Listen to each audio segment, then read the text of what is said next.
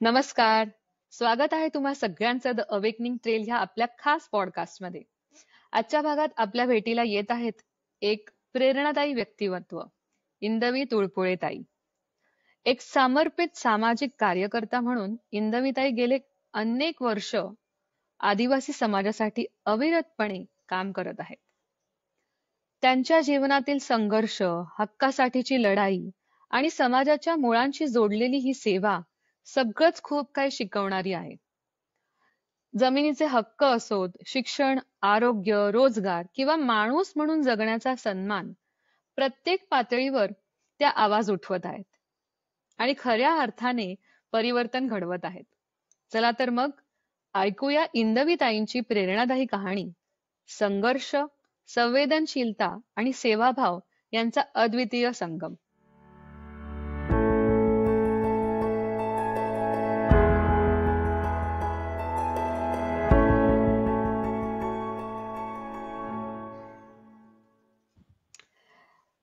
इंदवीताई, तुमचं the awakening trail मध्ये खूप खूप स्वागत आहे.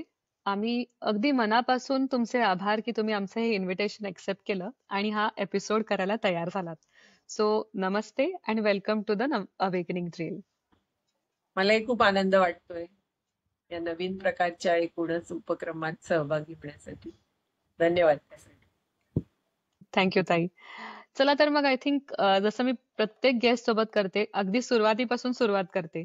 सो वाय डोंट यू म्हणजे स्टार्ट करता की तुमचं लहानपण, घरातलं वातावरण कसं होतं लहानपणी आणि समाजसेवेचं बीज तुमच्या मनात कधी रुजलं आणि कसं रुजलं आणि तुमचे पेरेंट्स त्यांचा बॅकग्राऊंड काय, ह्याच्यापासून जर आपण सुरुवात केली फ्रॉम द बिगिनिंग तर खूप उत्तम होईल. ते करायलाच हवी, कारण ते नसतं तर कदाचित आज मी जे करते ते केलंही नसतं. त्यामुळे त्यांचा खूप त्याच्यामध्ये सहभाग आहे. माझे आई वडील हे दोघंही समाजाची बांधिलकी मानणारे होते आणि त्यामुळे आम्ही लहानाचे जे मोठे होत होतो तेव्हा आपण फक्त आपल्यासाठी जगायचं असतं असं कधीच मला जाणवलेलं नाही. कारण माझे वडील ट्रेड युनियनिस्ट होते, पण मुंबईमधल्या गिरणी कामगारांची युनियन मुळामध्ये ते स्वातंत्र्य लढ्यात होते. 42च्या लढ्याच्या वेळेला ते बरोबर 20 वर्षाचे होते. 22चा त्यांचा जन्म होता आणि त्यावेळेला इंजिनिअरिंग कॉलेजमध्ये असताना शिक्षण सोडून देऊन जे लोक स्वातंत्र्य चळवळीमध्ये उतरले त्यापैकी ते एक होते. त्यांनी त्यांचं शिक्षण सोडून दिलं आणि मग ते 1-2 वर्ष त्याच्यामध्ये होते. मग त्यांनी त्यांचं इंजिनिअरिंग पूर्ण केलं. पुण्याच्या सीओईपी मधले ते ग्रॅज्युएट आहेत आणि ते फर्स्ट क्लास फर्स्ट आले होते त्यांच्या याच्यामध्ये. त्यांचा प्रोफेशनली त्यावेळेला ओढा जरी इंजिनिअरिंग कडे होता तरी त्याच्यानंतर इमिडिएटली 45 साली ते अरेस्ट झाले, कारण पुण्यामध्ये एक बॉम्ब खटला झाला होता. त्यावेळेला तो दारुगोळा हॉस्टेलच्या मध्ये लपवल्याचे आरोप काही तरुण लोकांवर झाले होते. त्यापैकी माझे वडील एक होते आणि त्यामुळे पण ते मग दोन एक वर्ष ते तुरुंगातच होते. स्वातंत्र्याच्या साधारण पहाटेच्या म्हणजे स्वातंत्र्याच्या पहाटे ते लोकांची मुक्तता झाली त्या लोकांची. मग त्याच्यानंतर स्वातंत्र्यानंतर सुद्धा मग पुन्हा शिक्षण करून पुन्हा स्वतःच सेटल होणं असं एक इंजिनिअरिंग त्यांनी 2 इंजिनिअरिंग डिग्र्या घ्यायचं ठरवलं होतं. तर त्यांना मुळामध्ये आवड होती एकाची, पहिल्यांदा एकामध्ये मिळालं होतं ऍडमिशन, पण नंतर चांगलं रिझल्ट मिळालं म्हणून सेकंड टाइम दुसऱ्या ट्रेडला गेले. पण मग हे सगळं करत असताना त्यांनी किर्लोस्कर मध्ये पहिली नोकरी केली आणि मग 6 महिन्यातच तिथे एक कामगार उठाव झाला कंपनीमध्ये आणि मग माझ्या वडिलांना कामगारांची बाजू योग्य वाटली आणि त्यांनी त्यांची बाजू घेतल्यामुळे अर्थातच मॅनेजमेंट साईडला ते नोकरी करत असल्यामुळे त्यांना ती म्हणजे ऑप्शन नव्हती की एकतर तुम्ही ते त्यांना सपोर्ट करणं सोडा किंवा नोकरी सोडा. त्यांनी नोकरी सोडली. ते फक्त 6 महिने त्यांनी इंजिनियर म्हणून काम केलं आणि त्याच्यानंतर संपूर्णपणे कामगार चळवळीमध्ये जोडून घेतलं. मध्ये काही वर्ष जयप्रकाश नारायणांच्या जवळ असल्यामुळे बिहारच्या जमशेदपूरच्या युनियन बांधणीमध्ये ते पाठवलं होतं, त्यांना तिथे गेले. पण मग पुन्हा मुंबईत येऊन गिरणी कामगार संघटनांचं काम केलंय.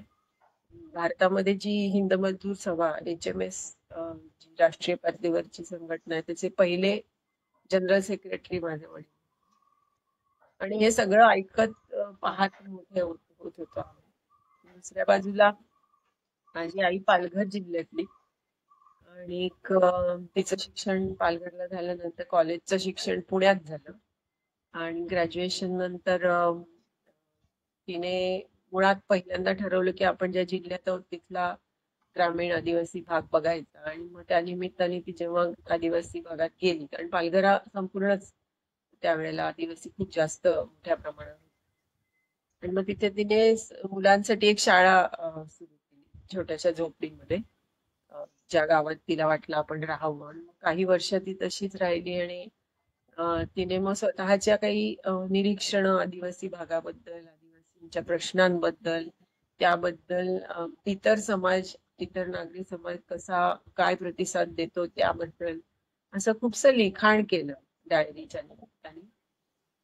मग माझ्या वडिलांचं आणि तिचं लग्न झाल्यावर तिला मुंबईला शिफ्ट होणं गरजेचं झालं, कारण वडिलांचं काम तिथे होतं. आणि वडिलांचं ट्रेड युनियनचं काम असल्यामुळे आर्थिक जो हा उचलला पाहिजे संसाराचा गाडा जो चालवायचा असेल, तर जे पैसे कमावले पाहिजे ते कमावण्याचं प्रामुख्याने जबाबदारी तिने घेऊन, मग जेव्हा गरज पडेल, तिचा पिंड नव्हता नोकरीचा, पण तेव्हा काम संसारासाठी गरज पडेल तेव्हा शिक्षिकेपासून प्रोफेसर, कारण तिने नंतर MA सुद्धा केलं सायकोलॉजी फिलॉसॉफी मध्ये MA.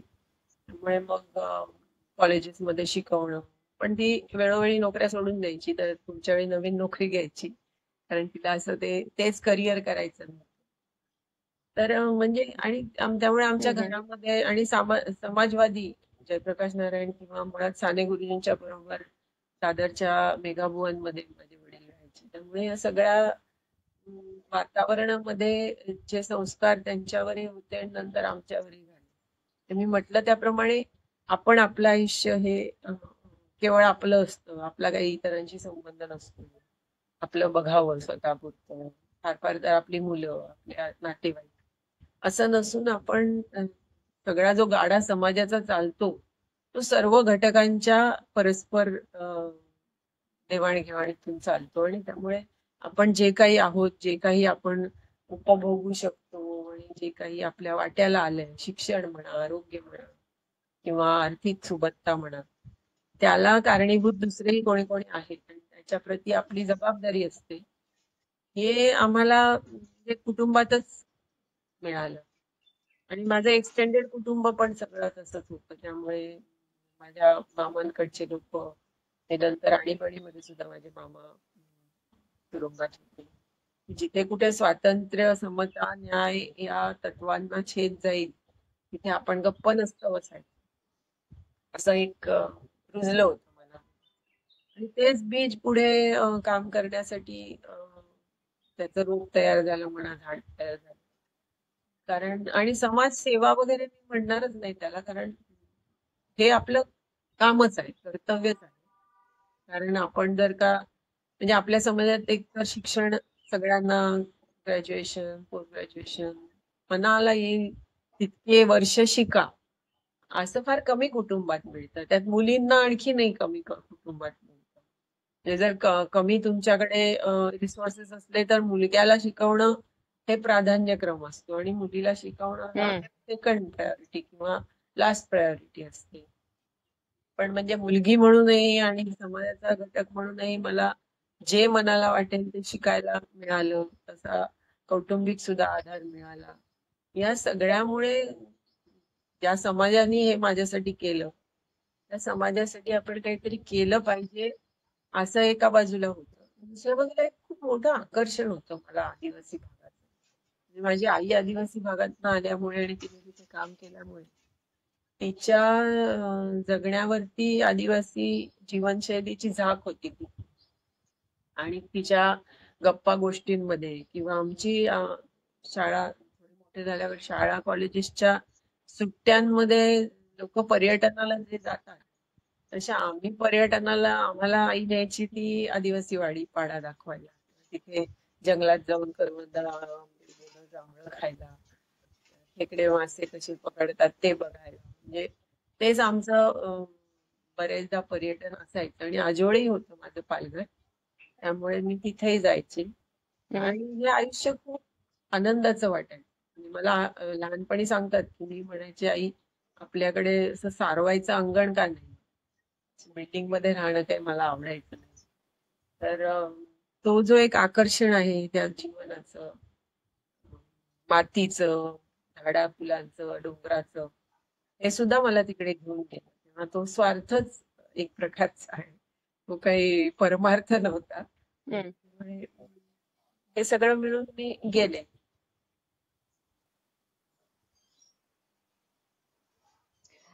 ताई, मला एक तुम्हाला असा वेगळा प्रश्न विचारायला आवडेल. म्हणजे आता तुम्ही जे काही म्हणालात त्या बेसिसवर मी बऱ्याचदा असं बघते की अ, तुम्ही तुमचं जे यंग डेजच्या ह्याच्यावरून मी म्हणते की तुम्ही म्हणालात की तुम्ही इन्स्पायर्ड झालात तुमच्या आई वडिलांच्या ज्या काही सोशल मुवमेंट्स होत्या, किंवा तुमच्या आईनी जसं म्हटलं की त्यांना फार करिअरची आवड नव्हती, सो त्या मध्ये मध्ये ब्रेक घेत होत्या, करेक्ट? पण मी मी विचार करते, जसं मी जेव्हा माझ्या 20s मध्ये होते, राईट, आणि जर माझ्या घरी अशी सिच्युएशन असेल, किंवा जी करंट सिच्युएशन होती माझ्या घरातली, राईट, जनरली मुलांचं कसं होतं की ते आई वडिलांना ब्लेम करतात. अरे तू, म्हणजे आई वडिलांना आपण असं म्हणतो की अरे तुम्ही माझ्यासाठी काहीच केलं नाही. You know what I mean? म्हणजे कुठल्या अर्थाने? मटेरियलिस्टिक अर्थाने मी म्हणते, राईट. मटेरियलिस्टिक गोष्टी तुम्ही आम्हाला पुरवल्या नाहीत, मग तुम्ही कशा काय त्या गोष्टींनी इन्स्पायर्ड कशा राहिलात? तुम्हाला असे प्रश्न कधी नाही आले का? मी तुमच्या 20sच्या इंदवीताईंना विचारायला इच्छिते हा प्रश्न, की त्यावेळेस तुम्ही ती गोष्ट कशी बघत होतात, कारण हे खूप इम्पॉर्टंट आहे. नाही, बरोबर आहे. आणि कदाचित अजाणत्या वयामध्ये असं काही वाटलंही होतं असेल. म्हणजे आता एवढं काही आठवत नाही मला. पण एक मी नक्कीच सांगेन की माझ्या आई वडिलांनी जे काही त्यांचं साधेपणाचं आणि गरजांपुरतं मर्यादित जीवन जगली, त्याच्यामध्ये दोन तीन गोष्टींवर मात्र त्यांनी कुठेही तडजोड केली नाही. त्यातलं एक आहे ते अन्न. म्हणजे खाण्याच्या बाबतीमध्ये काटकसर करायची नाही. तर मला खायचा बरोबर. प्रश्न, म्हणजे बेसिक ज्या नीड्स आहेत त्याबद्दल कुठलीही तडजोड केलेली नाही. चांगलं, पौष्टिक आणि घरगुती अन्न याची एक आवड निर्माण करणं. कारण शेवटी आवड निर्माण कशाची होते त्यातून आपण ब्लेम करतो. म्हणजे आपण एक आवडच आपल्याला वेगळी निर्माण झाली, मग ते नाही मिळालं की आपल्याला ब्लेम व्हायला होतं. तर आपण जे खातोय किंवा आपल्याला जे मिळतंय ते उत्तमच आहे, हा कन्सेप्ट सुद्धा त्याच्यामध्ये होता. म्हणजे दोघंही सुशिक्षित असल्यामुळे आरोग्य याचा संबंध अन्नाशी कसा आहे, आणि हे सगळं ह्याच्याही चर्चा व्हायच्या. म्हणजे आपण जसं आज आपण वाचतो किंवा करतो, पण आमच्या की हे खाल्ल्याने आपले हाडं मजबूत होतात, हे खाल्ल्याने आपलं रक्त शुद्ध राहतं, हे खाल्ल्याने आपला मेंदू चांगला टवटवीत राहतो, आणि ते सगळं आपल्याला मिळतंय. त्यामुळे आपल्याला काय मिळत नाही असा प्रश्न नव्हता. पुन्हा हे असायचं की आठवड्यातनं एक दिवस पॉकेट मनी म्हणून थोडस काहीतरी तुम्हाला बाहेर समोसाच खायचा आहे. त्यावेळेला काय शाळेच्या कॅन्टीन मधलं किंवा कॉलेजच्या कॅन्टीन मधलं काहीतरी खायचं. तर असा एक छोटासा पॉकेट मनी देणं. नंतर कपड्यांमध्ये सुद्धा माझी आई स्वतः शिवायची, त्यामुळे म्हणजे कपडे घरी शिवायची. तर त्यामुळे कपडे घरी शिवणं हा सुद्धा एक आनंदाचा आणि अभिमानाची गोष्ट आहे. आपण आपले कपडे शिवतो. मग त्याच्यात आपल्याला विविधता आणता येते. आपण फॅशन्स बनवू, म्हणजे डिझायनिंग करू शकतो. बाहेर बघून आलो की अशा प्रकारचा कपडा कोणीतरी घातला होता किंवा असा कुर्ता घातला होता, तर असा कुर्ता आपण पण घरी बनवू शकतो. म्हणजे मी सुद्धा माझ्या 10वीच्या परीक्षेनंतर आईकडनं शिवायला शिकले. आणि मग कॉलेजमध्ये असताना माझे बरेचशा गोष्टी मी स्वतः शिवत होते. तर आणि याच्यात आपल्याला अभिमान वाटावा असा संस्कार त्याच्यात झाला होता. म्हणजे मी काटकसर म्हणून माझे कपडे शिवतीये, किंवा मी काटकसर म्हणून हे पौष्टिक मानून खातीये, असं नसून हे खूप छान आहे. असा एक हा तयार झाला.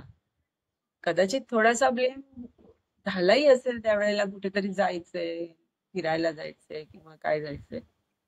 पण तो फारसा टिकला नाही, कारण शेवटी बॅलन्स असतो ना, की जास्ती पलट्यामध्ये जास्ती काय पडलं, कोणत्या तराजूच्या याच्यामध्ये. तर त्याच्यात आनंद जास्त पडला. म्हणजे माझा भाऊ सुद्धा, माझा मोठा भाऊ आहे आणि तो IIT मध्ये शिकला. म्हणजे असं नाही की दुसरं, आम्ही जसं म्हटलं 3-4 गोष्टी, तसं शिक्षण जे ज्याला शिकायचंय तिथे काटकसर नाही. आणि तो IIT मध्ये शिकला. तो त्याच्या मेरिटवरती IIT मध्ये कोणी असं जातच नाही ना, त्यांनी त्याचे एंट्रन्स वगैरे दिला. तो गेला, पण मग IIT मध्ये शिक्षण ही खर्चिक असतं तसं नाही म्हटलं तरी, कारण हॉस्टेल आहे, राहणं आहे सगळं. तेवढा मग खर्च त्यांनी करायचा. आणि तेवढा मग तेव्हा तेव्हा आई नोकऱ्या करायची, की बाबा आपल्याला आता मुलं कॉलेजमध्ये गेली. मध्ये आईने 3-4 वर्ष घेतलेला ब्रेक तिने पुन्हा आम्ही कॉलेजमध्ये गेल्यावरती पुन्हा एक खूप दूर, म्हणजे ते वसई कॉलेजला एक नोकरी घेतली. तिला त्या वयामध्ये ते अवघड होतं असणार. पण तिने ते केलं, कारण ते त्या गोष्टी प्राधान्यक्रमात होते.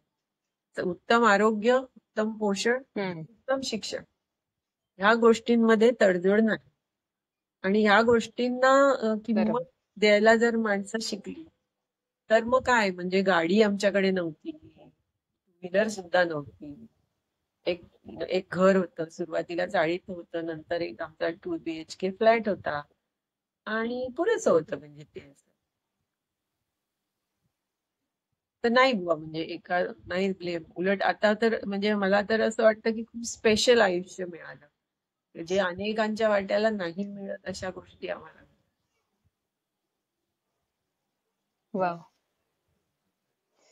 सो आय थिंक तुमच्या आई वडिलांनी दोघांनी असं लाईफ जगलं की ते एक्झाम्पल सेट करतच गेले एका मागोमाग एक. आणि प्लस तुम्ही जसं म्हटलात, त्यांनी प्रायोरिटाईज केलं, त्यांनी पहिले तर बेसिक नीड्सला.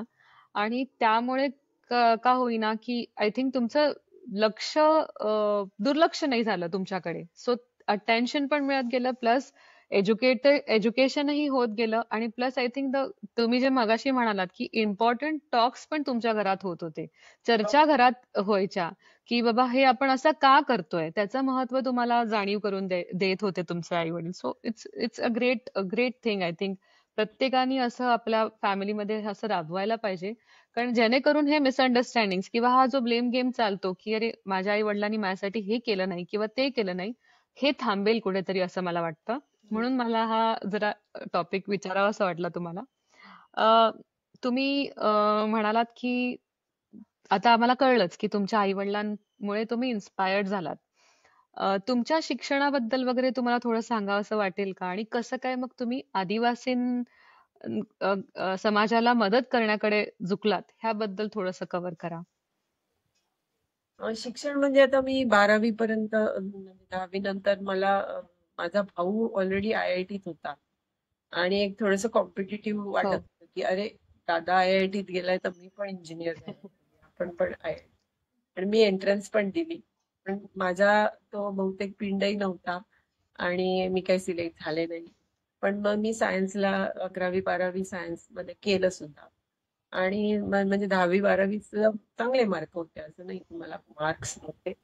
पण त्या मधल्या काळामध्ये मी नुसतं आई वडिलांच म्हणणार नाही संस्कार, कारण आमच्या सगळ्यामध्ये त्यांच्यामुळे ज्या अनेक उपक्रमांशी संबंध होता, ज्या अनेक त्यावेळेच्या सामाजिक संस्था, जसं मी राष्ट्रीय सेवा दलाच्या शिबिरांना 10वीच्या नंतर सुट्टीमध्ये 10वी-11वीला गेले.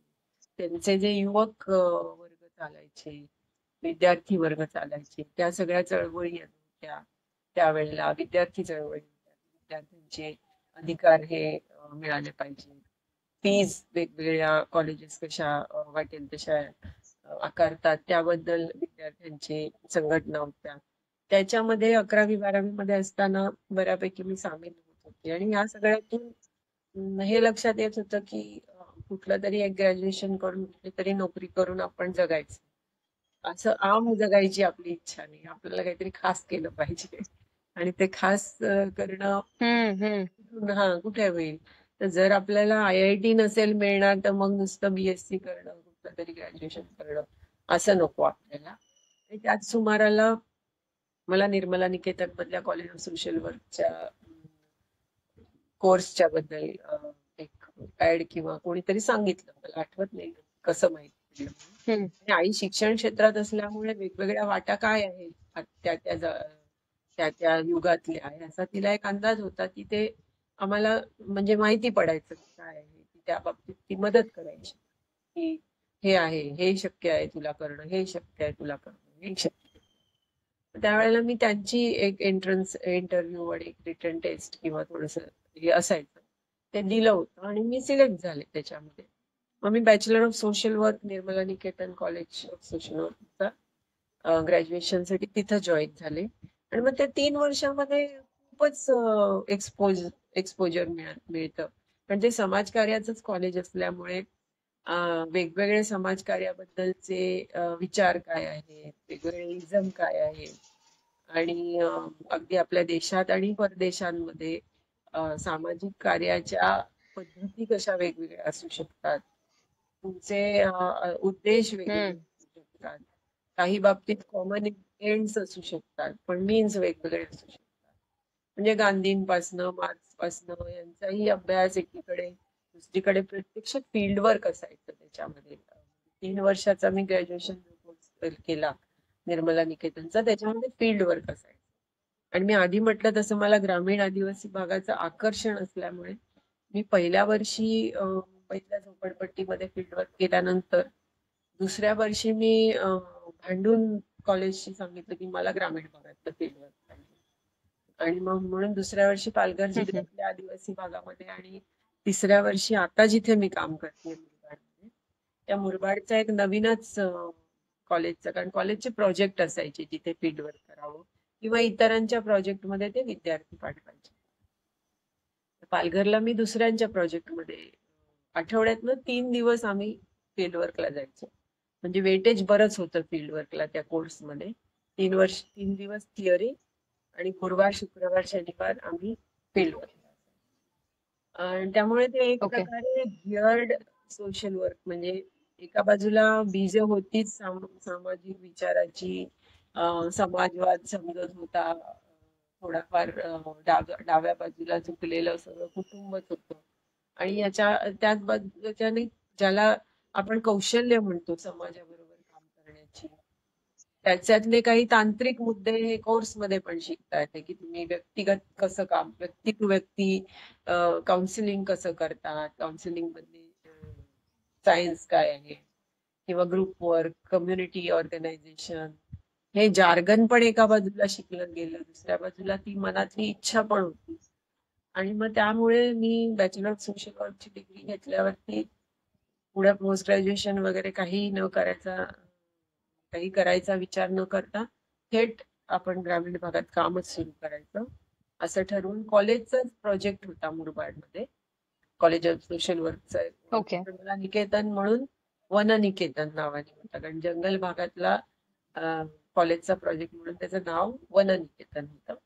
आणि त्या प्रोजेक्टमध्ये मी त्यावेळेला पेड सोशल वर्कर म्हणून निर्मला निकेतन कॉलेजच्या प्रोजेक्टवर 2 वर्ष काम केलं. मी 82 साली पास आउट झाले ग्रॅज्युएट, आणि 84 पर्यंत मी तिथं पेड सोशल वर्कर म्हणून काम केलं. जे काय पेमेंट त्या काळी होतं त्या पद्धतीचं ते काम तिथं सुरू केलं. मग ते काम करतानाच अनेक गोष्टी शिकत गेलो. पण शेवटी कॉलेजमध्ये शिकणं आणि प्रत्यक्ष काम करताना शिकणं, ते करत असताना ऑलरेडी ग्रामीण भागात महाराष्ट्राच्या आणीबाणीनंतर पुन्हा जसा स्वातंत्र्य लढ्यात अनेक तरुण हे आपलं सगळं टाकून उतरले होते, जसं माझ्या आई वडिलांच्या पिढीमध्ये, मामांच्या वगैरे पिढीमध्ये, तसंच त्याच्यानंतर इमर्जन्सी नंतर बऱ्याच मोठ्या प्रमाणात युवक वर्ग हा चळवळींमध्ये उतरला. अनेक चळवळी उदयाला आल्या, ज्या विशेषतः स्वातंत्र्यानंतर श्रमिक लोकांच्या, कष्ट करणाऱ्यांच्या, ग्रामीण कष्ट करणाऱ्यांच्या आणि शहरी कामगारांच्या यांच्या होत्या. आणि त्या चळवळी सुद्धा आजूबाजूला दिसत होत्या, ऐकू येत होत्या. आणि त्यांच्याशी आम्ही जोडून घेतलं होतं, कारण त्याही माझ्या आई वडिलांशी संबंधित होत्या. त्यांच्याशी संबंध होते. त्यामुळे आमचा दृष्टी अधिक स्पष्ट होत गेली कामाबद्दल. आणि मग मी 85 साली मात्र कॉलेजचा प्रोजेक्ट सोडण्याचा आम्ही निर्णय घेतला. 85 साली मुंबईमध्येच काम करणाऱ्या विजय साठेंबरोबर मी लग्नही केलं. मुळे मग आम्ही दोघांनी पण कॉलेजचा प्रोजेक्ट तेच नाव ठेवून ती संस्था एक रजिस्टर केली आणि 85 साली आम्ही संघटनात्मक काम करायचा असाही निर्णय घेतला. कारण जे जमिनीचे किंवा जंगल हक्काचे प्रश्न येत होते ते संस्थात्मक कामातनं नाही सुटू शकणार. त्याच्यासाठी काहीतरी ताकद पाहिजे, कुठला तरी आपला झेंडा उचलला पाहिजे. आणि रूढ अर्थाने असलेले पक्ष हे तितकेसे क्रेडिबल वाटत नव्हते तोपर्यंत. त्याची क्रेडिबिलिटी बऱ्यापैकी कमी झालेली होती आणि त्यामुळे संघटनात्मकच काम केलं पाहिजे असं वाटून मग श्रमिक मुक्ती संघटनेचं युनियन म्हणून सुरुवात केली. मी शिक्षणावरनं कामापर्यंत वाव. प्रश्नाच्या थोडी पुढे येऊन गेले. नाही, छान वाटलं मला हे ऐकून. आणि मी एक मोमेंट ऑफ पॉज पण इथे घेते पुढचा प्रश्न विचारायच्या आधी.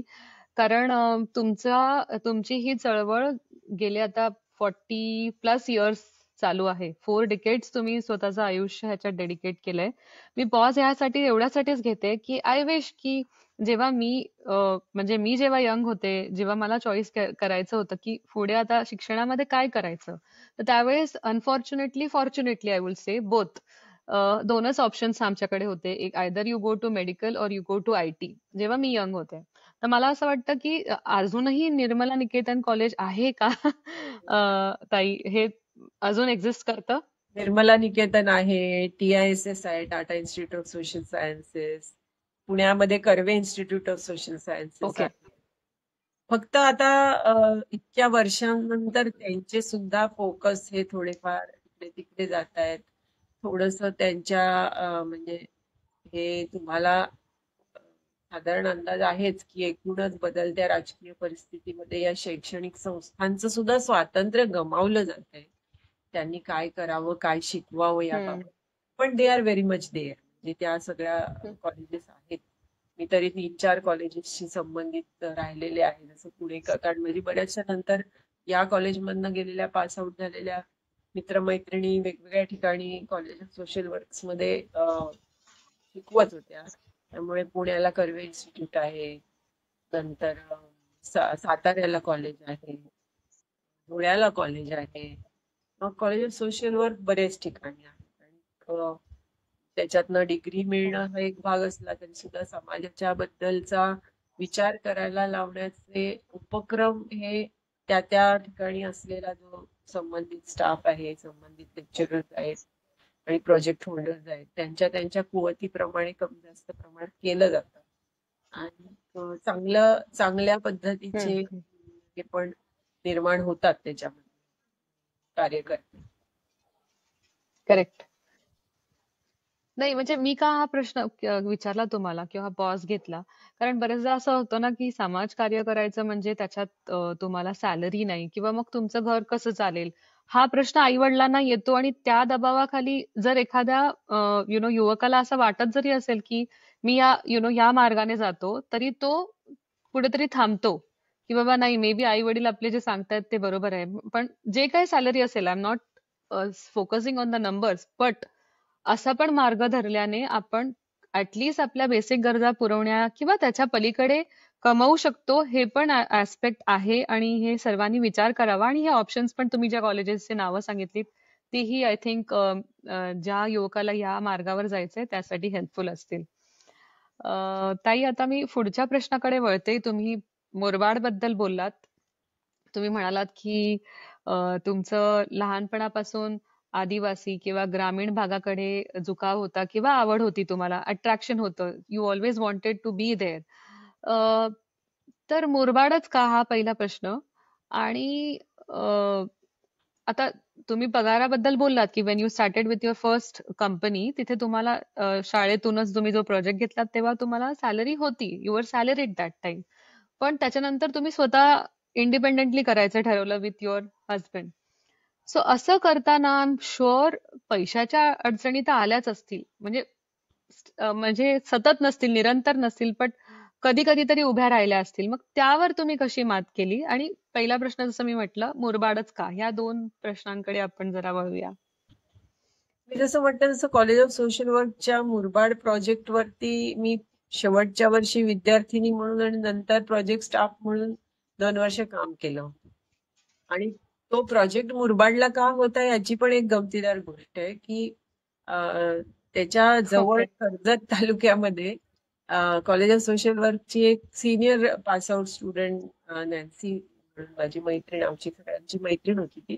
त्यांनी एक काम सुरू केलं होतं. आणि आमच्या एक्सपोजर साठी विद्यार्थी म्हणून आम्ही तिथं गेलो होतो. एक 2-1 वर्षा सेकंड इयर मध्ये असताना किंवा फर्स्ट इयरच्या शेवटी. आणि तिथे बोलताना तिथे बसलो होतो. तिथे मार्गाची वाडी म्हणून एक गाव आहे कर्जत तालुक्यामध्ये, आदिवासी भाग आहे.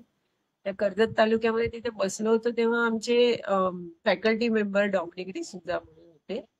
ते पण होते तिथे कॉलेजचे.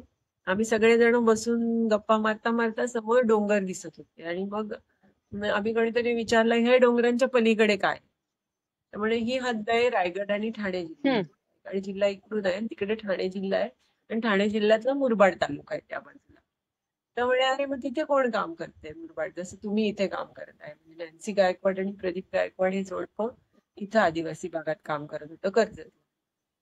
माझ्या आधी म्हणजे आमच्या आधी एक 4-5 वर्ष त्यांनी काम सुरू केलं. तर तर आम्ही म्हटलं मग तिथे तिथे कोणीच नाहीये, आम्हाला तर नाही ऐकायला मिळालं. तिथे थोडंसं किसान सभेचं थोडंसं काम लाल निशाण पार्टीचं होतं, पण ते सुद्धा फारसं काही नाहीये आणि कोणीच नाही काम करत. तर कॉलेज ऑफ सोशल वर्कला एक आदिवासी ग्रामीण भागात प्रोजेक्ट सुरू करायचा होता. तेव्हा मग आमचे सर डॉमिनिक डिसूजा सर म्हणाले की अरे मग म्हणजे तिथे कोणीच नसेल तर आपण करू शकतो काम. नाही तर बरेचदा काय होतं की कोणती तरी संघटना आहे, कोणती तरी संस्था आहे, मग तुम्ही पण जाऊन तिथेच काम करायचं. तर कशाला, ते करताच आहेत ना. मग असं करून तो मुरबाड तालुका कळला. नाही तर मुरबाड नावाचा तालुका आहे मुंबईला लागून इतक्या जवळ, हे माहिती नव्हतं. मी कुठेतरी भूगोलात तालुके पाठ केले तेव्हा आलेच, अच्छा. लक्षात राहिले नव्हते. आणि मग मग आम्ही सेकंड इयरला असताना तिथे एक्सप्लोअर केलं गेलं. आणि मी पालघरमध्ये काम करत होते सेकंड इयरला असताना. पण मी सेकंड इयरलाच असताना मुरबाडमध्ये दुसऱ्या 3 सिनियर स्टुडंट्सना घेऊन डॉमिनिक सरांनी तिथे रुरल डेव्हलपमेंट प्रोजेक्ट वननिकेतन सुरू केलं. आणि हे आम्हाला कळल्यानंतर मग मी थर्ड इयरला ओके. केलं की मला तिथेच काम करायचं. आणि मग खरंच होतं की त्या संपूर्ण पट्ट्यामध्ये कुठेही कोणी सामाजिक कार्य म्हणून करतंय असं दिसत नव्हतं. अतिशय दुर्गम भाग होता. एक रस्ता त्या तालुक्याच्या शेवटपर्यंत मधून जायचा, तेवढा सोडला. आणि एक एक बस सकाळी जायची आणि ती ती मुक्कामी थांबायची आणि दुसऱ्या दिवशी सकाळी परत यायची. परत म्हणजे दुसरी जायची आणि ती परत यायची. आणि बाकी बाकी कुठल्याही गावात बरोबर. जायचं तर पायी जायचं संपूर्ण तालुक्यात, असं होतं. आणि बापरे. म्हणजे गावात पक्की घरं, एखादं घर असलं तर बाकी सगळी कुडाच्या भिंती आणि गवती छप्पर असलेली घरं. म्हणजे शेती खूप दिसायची, पण मग काही नीट समजत नव्हतं की काय नेमकं आहे, मग इथले प्रश्न काय आहेत वगैरे. पुस्तकांमधनं वाचलेलं जे होतं तसं आदिवासी एकदम छान नाचतात, गातात, मज्जा करतात असे आदिवासी दिसत होते. पण तेवढं असं काहीतरी काहीतरी मिसिंग आहे हे कळत होतं. आणि मग ते समजून घेताच म्हणजे स्टुडंट असताना काय आम्ही गुरुवारी जायचं, शनिवारी परत यायचं. ते गुरुवार ते शनिवार मध्ये आम्ही कुठल्या गावात गेलो तर ते लोक आमच्याशी बोलणार आहेत की नाही. कारण बरेचदा माझ्या बरोबर जे एक पुरुष विद्यार्थी होता, त्याला दाढी होती आणि म्हणजे दाढी ठेवलेली होती, वाढलेली.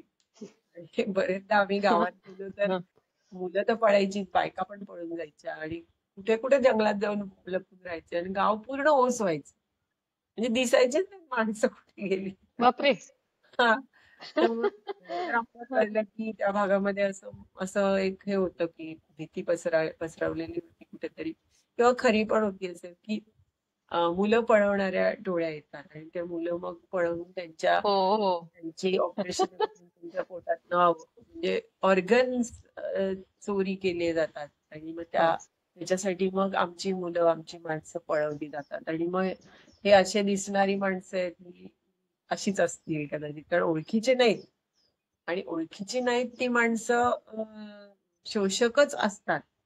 हा अगदी ठाम समज आदिवासी भागात होता कारण दुसरी कोण येतात येणारे कोण येणार तिथपर्यंत एक तर पोलीस येतात हम्म. ते येतात ते नेहमी दादागिरी दमदाटी मारहाण नाही तर काहीतरी लुबाड असंच करून जातात दुसरे यायचे ते म्हणजे सरकारी कर्मचारी यायचे ते फॉरेस्टर यायचे कारण तो जंगल भाग असल्यामुळे फॉरेस्ट डिपार्टमेंट होतं तिथे आणि जंगलचे वन कर्मचारी वन अधिकारी जेही खाकी कपड्यातच असायचे त्याच्यातला फरकच कळायचा नाही.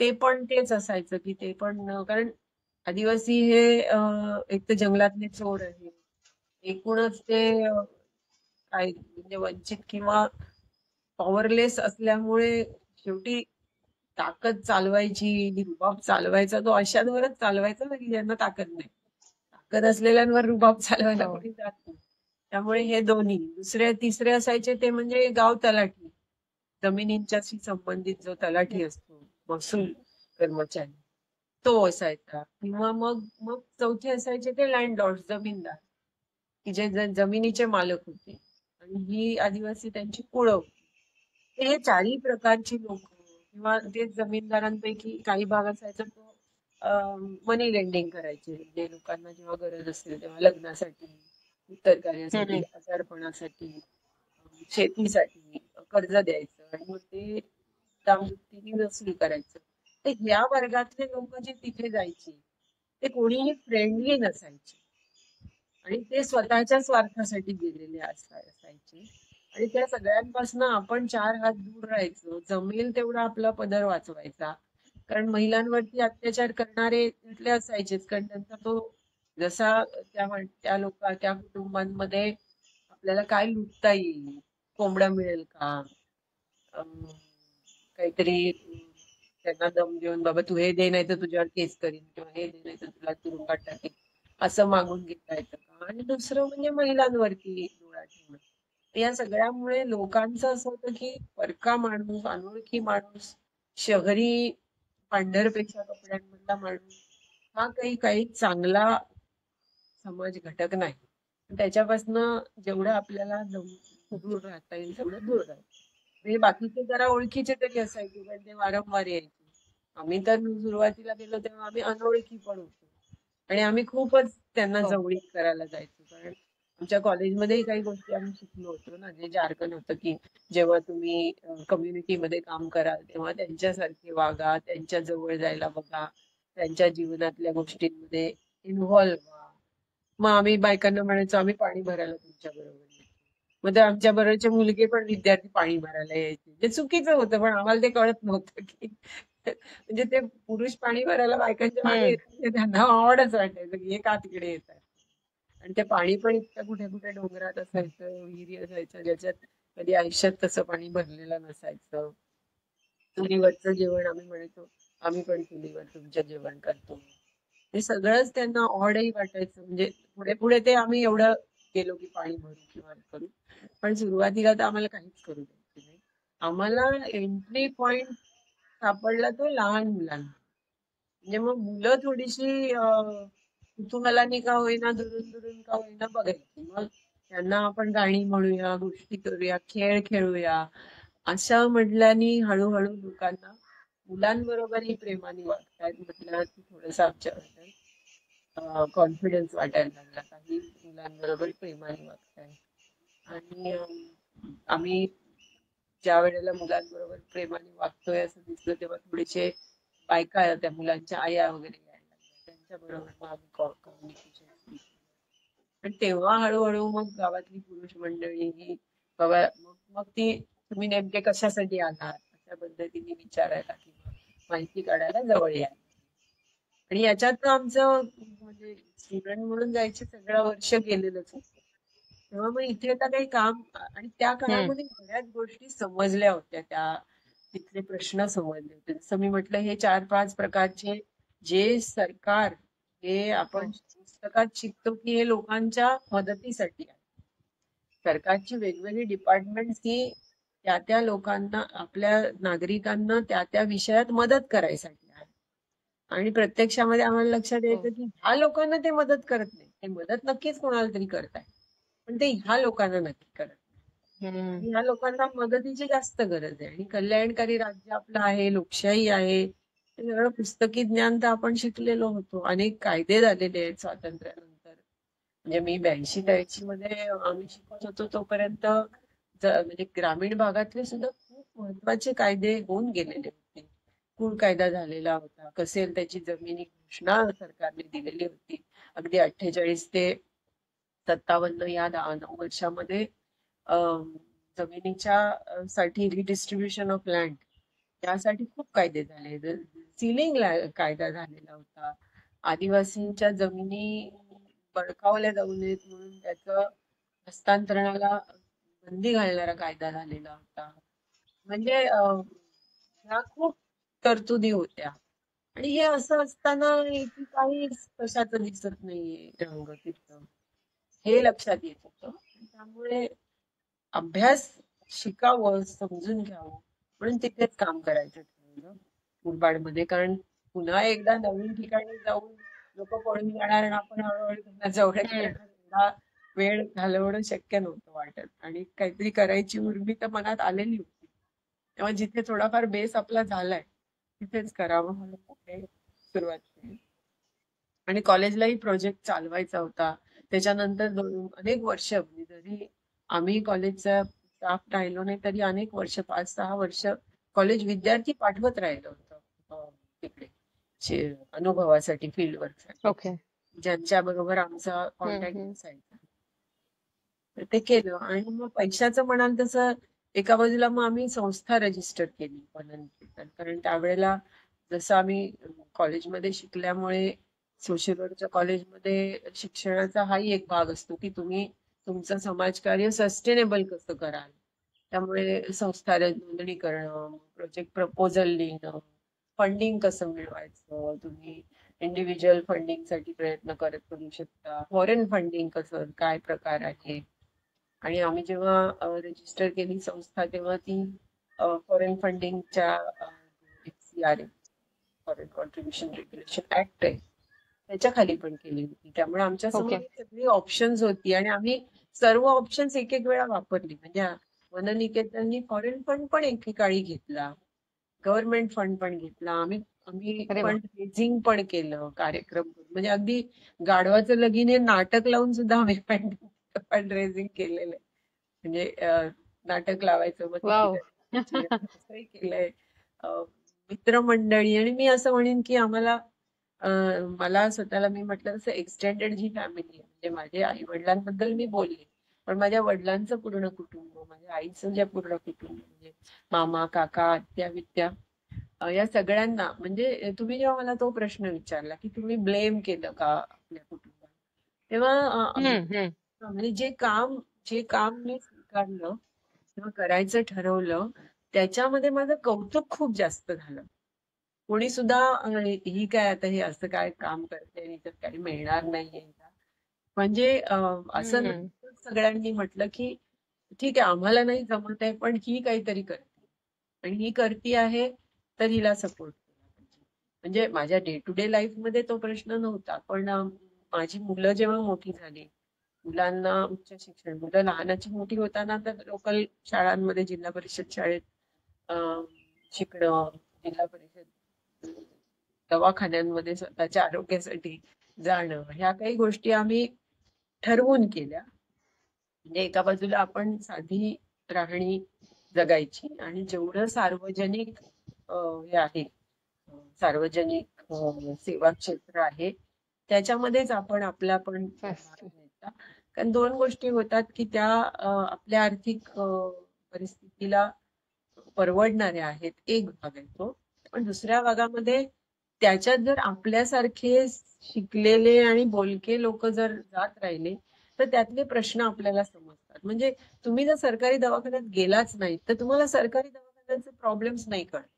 तुम्ही जर सरकारी शाळेत मुलाला, जिल्हा परिषद शाळेत मुला म्हणून आपल्या घातलं नाही त्याला शिक्षक शिकवतो की नाही, तिथे पुस्तकं मिळतात की नाही, ती इमारत गळते का, तिथे बसता येतं का, तिथे टॉयलेट असतात का, हे प्रश्न तुम्ही का विचारायला जाणार? आणि गेलात प्रोफेशनली विचारायला तरी ते तुमच्या काळजाला भिडणार नाहीत, कारण तुमचं मूल नाहीये तिथे शिकत. तुमचं मूल त्या डॉक्टरकडे ट्रीटमेंट हम्म. किंवा तुम्ही गेलेला नाही. तुम्ही एसटीने प्रवास करता तेव्हा एसटी कंडक्टर कसा वागतो, एसटी किती ठिकाणी बंद पडते, एसटी बंद पडल्यामुळे आपल्यावर काय प्रसंग ओढवतात, एसटी येत नाही वेळेवर, 2-2 तास लेट येते, तेव्हा आपण कसे अडकतो, हे तेव्हाच कळतं जेव्हा तुम्ही सार्वजनिक सेवा वापरता ना. त्यामुळे सार्वजनिक सेवा वापरायच्या त्या, आणि त्याच आपल्याला परवडतील, आणि तेवढंच कमवायचं की त्याच आपल्याला परवडल्या पाहिजे. कारण एकदा तुमच्याकडे जर पैसा असेल तर तुम्ही जरी म्हणजे इन प्रिन्सिपल जरी म्हटलं की नाही आपण सार्वजनिक सेवा वापरायच्या, पण माझ्या खिशात पैसे आहेत, तर मला I tend to hire a taxi, hmm. Tend to go to a private doctor ना. तर त्यामुळे आपल्याला तेवढंच कमवावं की जेवढं आपल्याला आपण ठरवलेल्या प्रकारचं आयुष्य जगायला मदत करेल. आणि मग मी म्हटलं तसं जेव्हा मुलांचं उच्च शिक्षण आहे तेव्हा मला जसं शिक्षणाच्या बाबतीत काटकसर केली नाही माझ्या आईवडिलांनी, त्यामुळे मलाही माझ्या मुलांना जे त्यांना शिकावंसं वाटतं ते शिक्षण मिळावं हे वाटत होतं. आणि मग तेव्हा ती वेळ जेव्हा आली तेव्हा माझ्या जे एक्सटेंडेड फॅमिली आहे, म्हणजे माझी एक आत्या होती जिचा स्वतःचा मुलगा थोडासा मेंटली रिटार्डेड होता, तो जास्त शिकू नाही शकला, पण ती स्वतः हम्म. संस्कृत आणि मराठी 2 विषयाची PhD होती आणि ती दिल्ली युनिव्हर्सिटीमध्ये प्रोफेसर होती. तिने तिच्या रिटायरमेंट नंतर वाव. माझ्या मुलांच्या शिक्षणासाठी फिक्स डिपॉझिट आणि मला सांगून ठेवलं की माझी कदाचित मृत्यू होईल काही होईल, पण हे तुझ्यासाठी का, आणि त्याला कारण एवढंच आहे की तू अशा पद्धतीने कुठली नोकरी करून कमावलेली नाहीस, मी कमावलंय आणि मग ही मुलं माझीच आहे समजून मी त्यांच्यासाठी हे ठेवते. माझी दुसरी एक आत्या होती किंवा काका किंवा मामा हे सगळेजण माझ्या पाठीशी आहेत, हा एक मला सपोर्ट सिस्टीम खूप चांगली आहे. आणि हे खरंच म्हणजे मी जे म्हटलं की स्पेशल जे मला वाटतं ते हेही आहे. अनेक सामाजिक कार्यकर्ते बरोबर. समाजकार्यात जेव्हा उतरतात तेव्हा त्यांच्याही वर अनेक अडचणीचे प्रसंग येतात, पण इतकी चांगली सपोर्ट सिस्टीम सर्वांनाच मिळेल असं नाही. अं, त्याच्या पलीकडे जाऊन मी म्हणेन तसं डॉक्टर्स, इंजिनियर्स, वकील मित्र मंडळी किंवा जी जी सुद्धा म्हणजे याही क्षेत्रामध्ये सामाजिक बांधिलकी मानणारे लोक आहेत. आणि हे यांनी सुद्धा हम्म. आम्हाला म्हणजे आता आमच्यावर केसेस होत होत्या, आमच्याकडे पैसा नव्हता, आम्हाला जर का प्रायव्हेट वकील करायची वेळ आली असती तर आम्ही काहीच मांडू शकलो नसतो, आम्हाला स्वतःला डिफेंड करणंही शक्य झालं नसतं. आणि इतर केसेस तर सोडा, किंवा आमच्यावर आता माझे 1-2 ऍक्सिडेंट झाले किंवा माझ्या नवऱ्याला RP होतं आहे, रेटिनोसा पिगमेंटोसा, विजयला कॉन्जेनिटल एक डिफॉर्मिटी आहे व्हिज्युअल, आणि ग्रॅज्युअली त्याची विजन जात गेली, म्हणजे आता तर तो पूर्णपणे अंध आहे. तर ते होत गेलं, त्याला काही ट्रीटमेंट लागणार होती किंवा वेळप्रसंगी लागत होती, तर मेडिकल काही लागत असेल तर डॉक्टर्स, किंवा माझा भाऊ स्वतः इंजिनियर आहे, त्यामुळे आम्ही जेव्हा कामामध्ये काही स्टँड घेतले की आम्हाला काही इमारतींचं ऑडिट करायचंय आणि त्याच्यात भ्रष्टाचार कसा होतो सार्वजनिक बांधकामांमध्ये, किंवा लोकांना जेव्हा काही वाटलं जातं, उदाहरणार्थ आदिवासीला कौलं वाटतात तेव्हा ती कशी हम्म. डिग्रेडेड असतात, निकृष्ट दर्जाची असतात. मग हे जर आम्हाला सिद्ध करायचं असेल तर आम्हाला टेक्निकल प्रश्न पडणार, किंवा आम्ही रोजगार हमीमध्ये आमच्या कार्यकर्त्यांना ट्रेन करायला MB कशी भरायची, म्हणजे मेजरमेंट बुक कसं भरायचं, एखाद्या कामाचं मोजमाप कसं घ्यायचं, ब्रास म्हणजे काय असतं, किती बाय कितीचा एक खड्डा केला तर ही मजुरी अशी होते, हे जे तांत्रिक शिक्षण द्यायची याच्यासाठी आम्हाला इंजिनियर्स लागणार. हे जर आम्ही फी भरून इंजिनियरला बोलवायचं म्हटलं आम्हाला शक्य नव्हतं. पण या सगळ्या प्रकारच्या लोकांनी म्हणजे त्यांना आमच्या कामाबद्दल असलेलं प्रेम आणि आदर आणि कौतुक, आणि आम्हाला त्यांच्याबद्दल असलेली निकड गरज, यातून आमची जी नाती होत गेली, त्यामुळे आम्हाला या कशातच पैसे द्यावे, आणि या प्रकारचं कनेक्शन हे आज समाजात आहे. म्हणजे प्रत्येक क्षेत्रात अशी माणसं आहेत की ज्यांना आपल्या सेवा, कारण ते पैसे कमवत आहेत, असं नाही की हे लोक पैसे नाही कमवत आहेत. माझ्या केसेस हाताळणारे वकील हे त्यांच्या क्षेत्रातले टॉपमोस्ट लोक होती. त्यांची नावं पण तुम्हाला माहिती असतील. हम्म. प्रधान सारखे लोक जे केसला हात लावायला सुद्धा लाखाच्या खाली घेणार नाही. Senior council. पण ते काय म्हणणार, तू हे करतेस ना, मग तुझ्यासाठी मी काही करेन, तेवढं मी करेन, त्याच्यासाठी मला तू काही द्यायचं नाही. इनफॅक्ट तू आलीस तर तुला नाश्ता पाणी, तुझं जेवण माझ्या ऑफिस मधलं ते सगळं मीच बघेन. अशी माणसं होती त्या काळात. तर आज तोही प्रश्न आहे की त्या गोष्टी राहिल्या नाहीत. ती कमिटमेंट इतर प्रोफेशन्स मध्ये पण राहिली नाही. लिव्ह असाइड सोशल वर्कला येणं किंवा न येणं, आणि ज्या पद्धतीचं सोशल वर्क आम्ही म्हणतोय, कारण आज सोशल वर्क सुद्धा खूप ल्युक्रेटिव्ह प्रोफेशन आहे. सोशल वर्कचं डिग्री असेल हो. आणि CSR मिळत असेल, अशा NGO भरपूर पैसे देत आहेत सामाजिक कार्य म्हणजे सोशल वर्करला.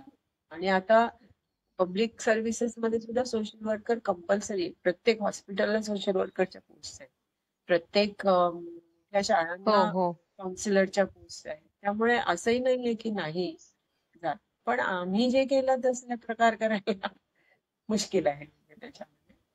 पण या सगळ्यामुळे म्हणजे मला कधीच त्याच्यामध्ये कुठेही म्हणजे तुम्ही प्रश्न विचारता म्हणजे तुम्ही इतकी वर्ष डेडिकेट केली, तर नाही. मी आयुष्य जगले आणि खूप होलसम आयुष्य जगले, खूप आनंदात जगले, आणि म्हणजे त्यातला प्रत्येक अनुभव हा खूप समृद्ध करणारा होता. मागे वळून पाहता आपण हे का केलं असं वाटण्यापेक्षा आपण हे केलं हेच सगळ्यात उत्तम केलं, त्याच्यापेक्षा दुसरं काही केलं असतं तर आपण दुःखी असतो, असंच वाटतं. म्हणजे इट्स नॉट इझी. म्हणजे वाईल तुम्ही हे जे सामाजिक कार्य करताय, ऍट द सेम टाइम घरामध्ये असे चॅलेंजेस आहेत. Because I cannot imagine if I can't see, मी कसे जगेन, राईट? तर हे मला आजच कळलंय, आणि ते that itself shows how determined you are within both you and your husband. तर तुमच्या दोघांचं खरंच खूप कौतुक आहे.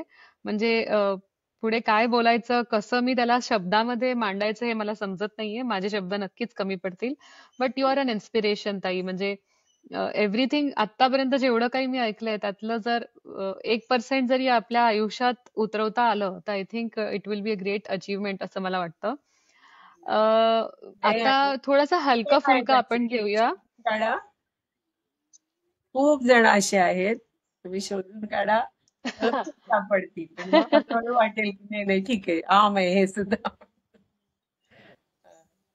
नाही, पण प्रत्येकाचा प्रवास युनिक आहे, ताई. आणि प्रत्येकाचे संघर्ष आणि प्रत्येकाचे अचीवमेंट्स युनिक आहेत. नक्कीच असतील, नो डाऊट अबाउट इट.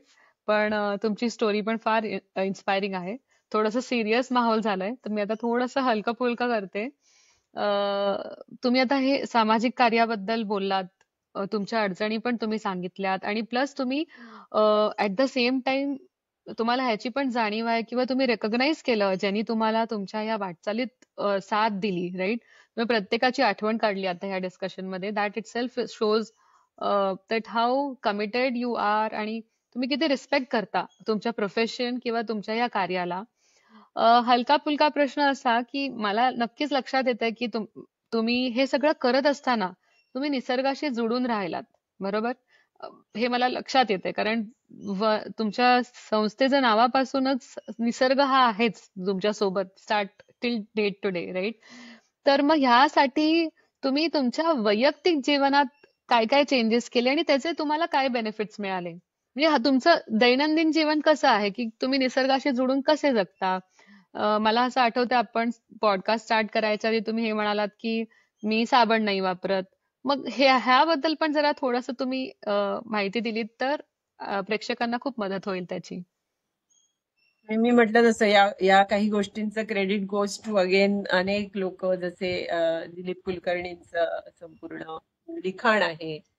म्हणजे ज्या काळामध्ये आम्ही संघटना म्हणून नैसर्गिक संसाधनांवरती आदिवासी ग्रामीण कष्टकऱ्यांचे अधिकार प्रस्थापित व्हावेत म्हणून एक लढ्याचं काम करत होतो, की कसेल त्याला जमीन, त्याच्या नावावर जमीन झाली पाहिजे. जंगलामध्ये जे लोक राहत आहेत, स्वतःचं ज्या उपजीविका आहेत त्याचा त्यांना अधिकार पाहिजे. आज त्यांना चोर म्हटलं जातंय, एन्क्रोचर म्हटलं जातंय. तर नाही, ते एन्क्रोचर नाही, ते खरे मालक आहेत तिथले. कारण जो जिथलं राखतो संसाधन, जो तिथलं समृद्ध करतो, तो मालक असतो. तर त्यामुळे ह्यांचे अधिकार हे मान्य झाले पाहिजेत. इतर जगाला समजलं पाहिजे की हे लोक हे जे कष्ट करतायत हे नुसते आपण त्याची मजा करण्यासाठी नाही, तर त्यांचं त्याच्यावरती सिक्युरिटी ही सुद्धा अवलंबून आहे. जेव्हा माझ्याकडे 5 गुंठे 10 गुंठे का होईना, अर्धा एकर का होईना, पण माझ्या हक्काची जमीन असते, तेव्हा I can fall back on it. म्हणजे कधी माझ्यावर वेळ येते तेव्हा मला माहिती आहे की माझ्याकडे एक साधन आहे, एक संसाधन आहे. आणि याच्यासाठी आम्ही कायदेशीर लढाया, आंदोलन, सर्व प्रकारचे मार्ग अवलंबून आमचा लढा हा पुढे नेत होतो. पाण्यावरती आता तर विशेषतः आम्हाला आमच्या नद्या, आमची तळी ही कशी सांभाळायची. कारण बाकीच्यांनी पाणी संपवलं म्हटल्यावर आता त्यांचं लक्ष सगळं आदिवासी आणि ग्रामीण भागातल्या पाण्यावरती आहे. बाकीच्यांनी म्हणजे शहरांनी विशेषतः हो. संसाधनं संपवायचं काम शहरं करतायत आणि मग आमची संपली आणि आम्ही उपाशी, आम्ही तहानलेले म्हणत ग्रामीण आणि आदिवासी भागातल्या संसाधनांवर डोळा ठेवतायत. तर या सगळ्याचं जे सुरुवात पहिली 10 वर्ष आम्ही जेव्हा अधिकारांची लढाई लढत होतो, तेव्हा असं सारखं वाटत होतं की काहीतरी आपण आपलं थोडंसं कुठेतरी कमी पडतंय. म्हणजे आपण म्हणतोय की मला, पण मग ह्या संसाधनांवरती जेव्हा अधिकार मिळणार आहे किंवा मिळतोय, तेव्हा आम्ही पण त्या संसाधनांबरोबर तसेच वागणार जे आज मालक आहेत. म्हणजे उदाहरणार्थ शेतीचा विचार केला तर आज जो मोठा शेतकरी आहे तो काय करतो? तो म्हणतो जास्तीत जास्त नफा मिळवण्यासाठी मी या शेतामध्ये कॅश क्रॉप्स घेईन, मी या शेतामध्ये खूप केमिकल फर्टिलायझर्स टाकेन, मी खूप याच्यावर पेस्टिसाइड्स टाकेन आणि याच्यातनं जितकं एक्स्ट्रॅक्ट करता येईल, जितकं मला काढता येईल तेवढं काढ. मग जेव्हा आमचा एक छोटासा आदिवासी शेतकरी आपण कसत असलेल्या कुळाच्या जमिनीसाठी भांडेल, त्याची केस आम्ही जिंकूही. जिंकल्यावरती तो मालक झाल्यावर तो याच्यापेक्षा काही वेगळा विचार करणार की नाही, हा प्रश्न होता आमच्या मनामध्ये. म्हणजे तो मला खूप सतावत होता. कारण या लढ्यामध्ये आमची एवढी ताकद संपत होती. केसेस होत होत्या, आमच्यावर केसेस होत होत्या. म्हणजे मी अडचणीमध्ये ते काही बोलले नाही, पण सर्व प्रकारच्या केसेस आमच्या कार्यकर्त्यांवर, माझ्यावर, माझ्या नवऱ्यावर, म्हणजे अगदी खुनापासनं murder, attempt to murder, dacoity, rioting, theft, चोरी, बापरे. अशा. कारण तुम्ही इथे जर थ्रेट झालो वेस्टेड इंटरेस्टला, इथले हितसंबंधांना जर वाटायला लागलं की आम्ही त्यांना चॅलेंज करतोय, आव्हान देतोय त्यांच्या अधिकाराला, त्यांच्या तिथल्या दबावांना, तर त्यांच्याकडे तोच मार्ग असतो, एक तर मारहाण करणं, तुम्हाला पळवून लावणं इकडून. तर त्याच्यामध्ये आणि दुसरा हम्म. म्हणजे मारहाण करणं एवढं शक्य होत नसेल तर लिगल फाईट, म्हणजे तुम्हाला आजही जे चाललंय की तुमच्यावर केसेस टाकणं, खोट्या केसेस टाकणं, तर तुम्ही त्याच्यामध्ये झुंजत राहा. तर मी LLB करण्यामागचं माझा उद्देश हाच होता की मी मी 82 साली ग्रॅज्युएट झाले आणि मी 92-93 ला LLB झाले. म्हणजे 10 वर्ष काही मला LLB करायचं नव्हतं, पण बाबा आपल्या आपल्या केसेस तरी डिफेंड करता आल्या पाहिजेत ना जागेवरती. तिथे लोकली आम्हाला असे वकील मिळणार नव्हते जे शहरांमध्ये मिळत होते PIL करायला, किंवा आमच्या केसेस हायकोर्टमध्ये भांडायला त्या पद्धतीची माणसं होती. पण स्थानिक जिल्हा कोर्टामध्ये, तालुका कोर्टामध्ये आम्हाला आमचंच भांडणं गरजेचं. आणि त्यामुळे मूळ मुद्दा असा आहे की हे करत असताना अधिकार मिळालेली गरीब आणि कष्ट करणारी माणसं यांनी नुसतंच त्यांचे अधिकार न मिळवता यांनी अं, एक वेगळा आयुष्य जगून किंवा वेगळ्या प्रकारे नैसर्गिक संसाधनांचं हँडलिंग पण झालं पाहिजे. आणि हे करायचं असेल तर पर्यावरणवादी विचार काय आहे तो समजून घेतला पाहिजे. कारण दुसरीकडे असं होत होतं की पर्यावरणवादी आणि हक्क मागणारी यांच्यात काही भागामध्ये एक मोठा कॉन्फ्लिक्ट दिसून येत होता. उदाहरणार्थ आपण नर्मदा बचाव आंदोलनचा विचार करू. तिथे एक प्रकारचे हम्म. पर्यावरणवादी हे नर्मदा आंदोलनाला मदत करणारे, पण दुसऱ्या बाजूला पाण्याचे प्रश्न सोडवण्यासाठी आणि एका वेगळ्या प्रकारच्या पुनर्वसनाकडे नेण्यासाठी काही लोक त्या पर्यावरणाचाही विचार करत होते. किंवा आम्ही जंगलावरचे अधिकार म्हणायला जेव्हा जात होतो, की आदिवासी या जंगलमध्ये राहणार आहे. ब्रिटिशांनी फॉरेस्ट डिपार्टमेंट आणलं. पण त्यापूर्वीपासून आदिवासी हा जंगलात राहत होता. तिथेच जगत होता. वाघ, साप, बिबटे यांच्या बरोबर जगत होता. ते काय त्याला जगू देत सोबत. नाही असं नव्हतं हम्म. आणि हे बिबट्याला मारत नव्हते. मग ते जर एकत्र जगू शकत तेव्हा होत. मग ब्रिटिश आल्यावर फरक पडला कारण काय तर ब्रिटिशांना तुमचं जंगलच हवं होतं. लुटायचंच होतं, टिंबर लुटायचं होतं, खनिजं लुटायची होती. पण स्वतंत्र भारतातल्या तर सरकारला नाही पाहिजे ना असं करायला. तेव्हा त्यांनी का तो हम्म. हम्म. कायदा हम्म. लागू ठेवला? तर असं जेव्हा जंगलावरच्या अधिकारांसाठी आम्ही म्हणत होते, तेव्हा पर्यावरणवाद्यांचं म्हणणं होतं, नाही, नाही, नाही, आदिवासींना जंगलातनं काढलं पाहिजे. कारण जंगल हे म्हणजे झाड टिकणं हे माणूस टिकण्यापेक्षा महत्वाचं वाटतं ना. एक प्रकारचा पर्यावरणवादी क्लास असा आहे, की ज्यांना तसं वाटतं. तर मग हम्म. ते समजून हम्म. सगळं हम्म. घेतलं पाहिजे. म्हणून मग एकूणच पर्यावरण, एकूणच पृथ्वीशी संबंधित वेगवेगळे विज्ञानाचे अ, तत्वज्ञान काय आहे, विज्ञान काय आहे आणि जे तळागाळात किंवा वर होऊन पर्यावरणाचा विचार करणारे त्यांचा वाचन करणं या सगळ्यातून म्हणजे अनेकांच्या वाचन प्रत्यक्ष आम्ही गेलो जे काम करतायत ऑर्गॅनिक फार्मिंग करणारे किंवा जगताना काही प्रयोग करणारे अशामध्ये आणि त्यातून आपण जर लोकांना सांगणार असलो तर पहिले तर आपल्याला तर केलं पाहिजे की बाबा तुम्ही हम्म. प्रदूषण हम्म.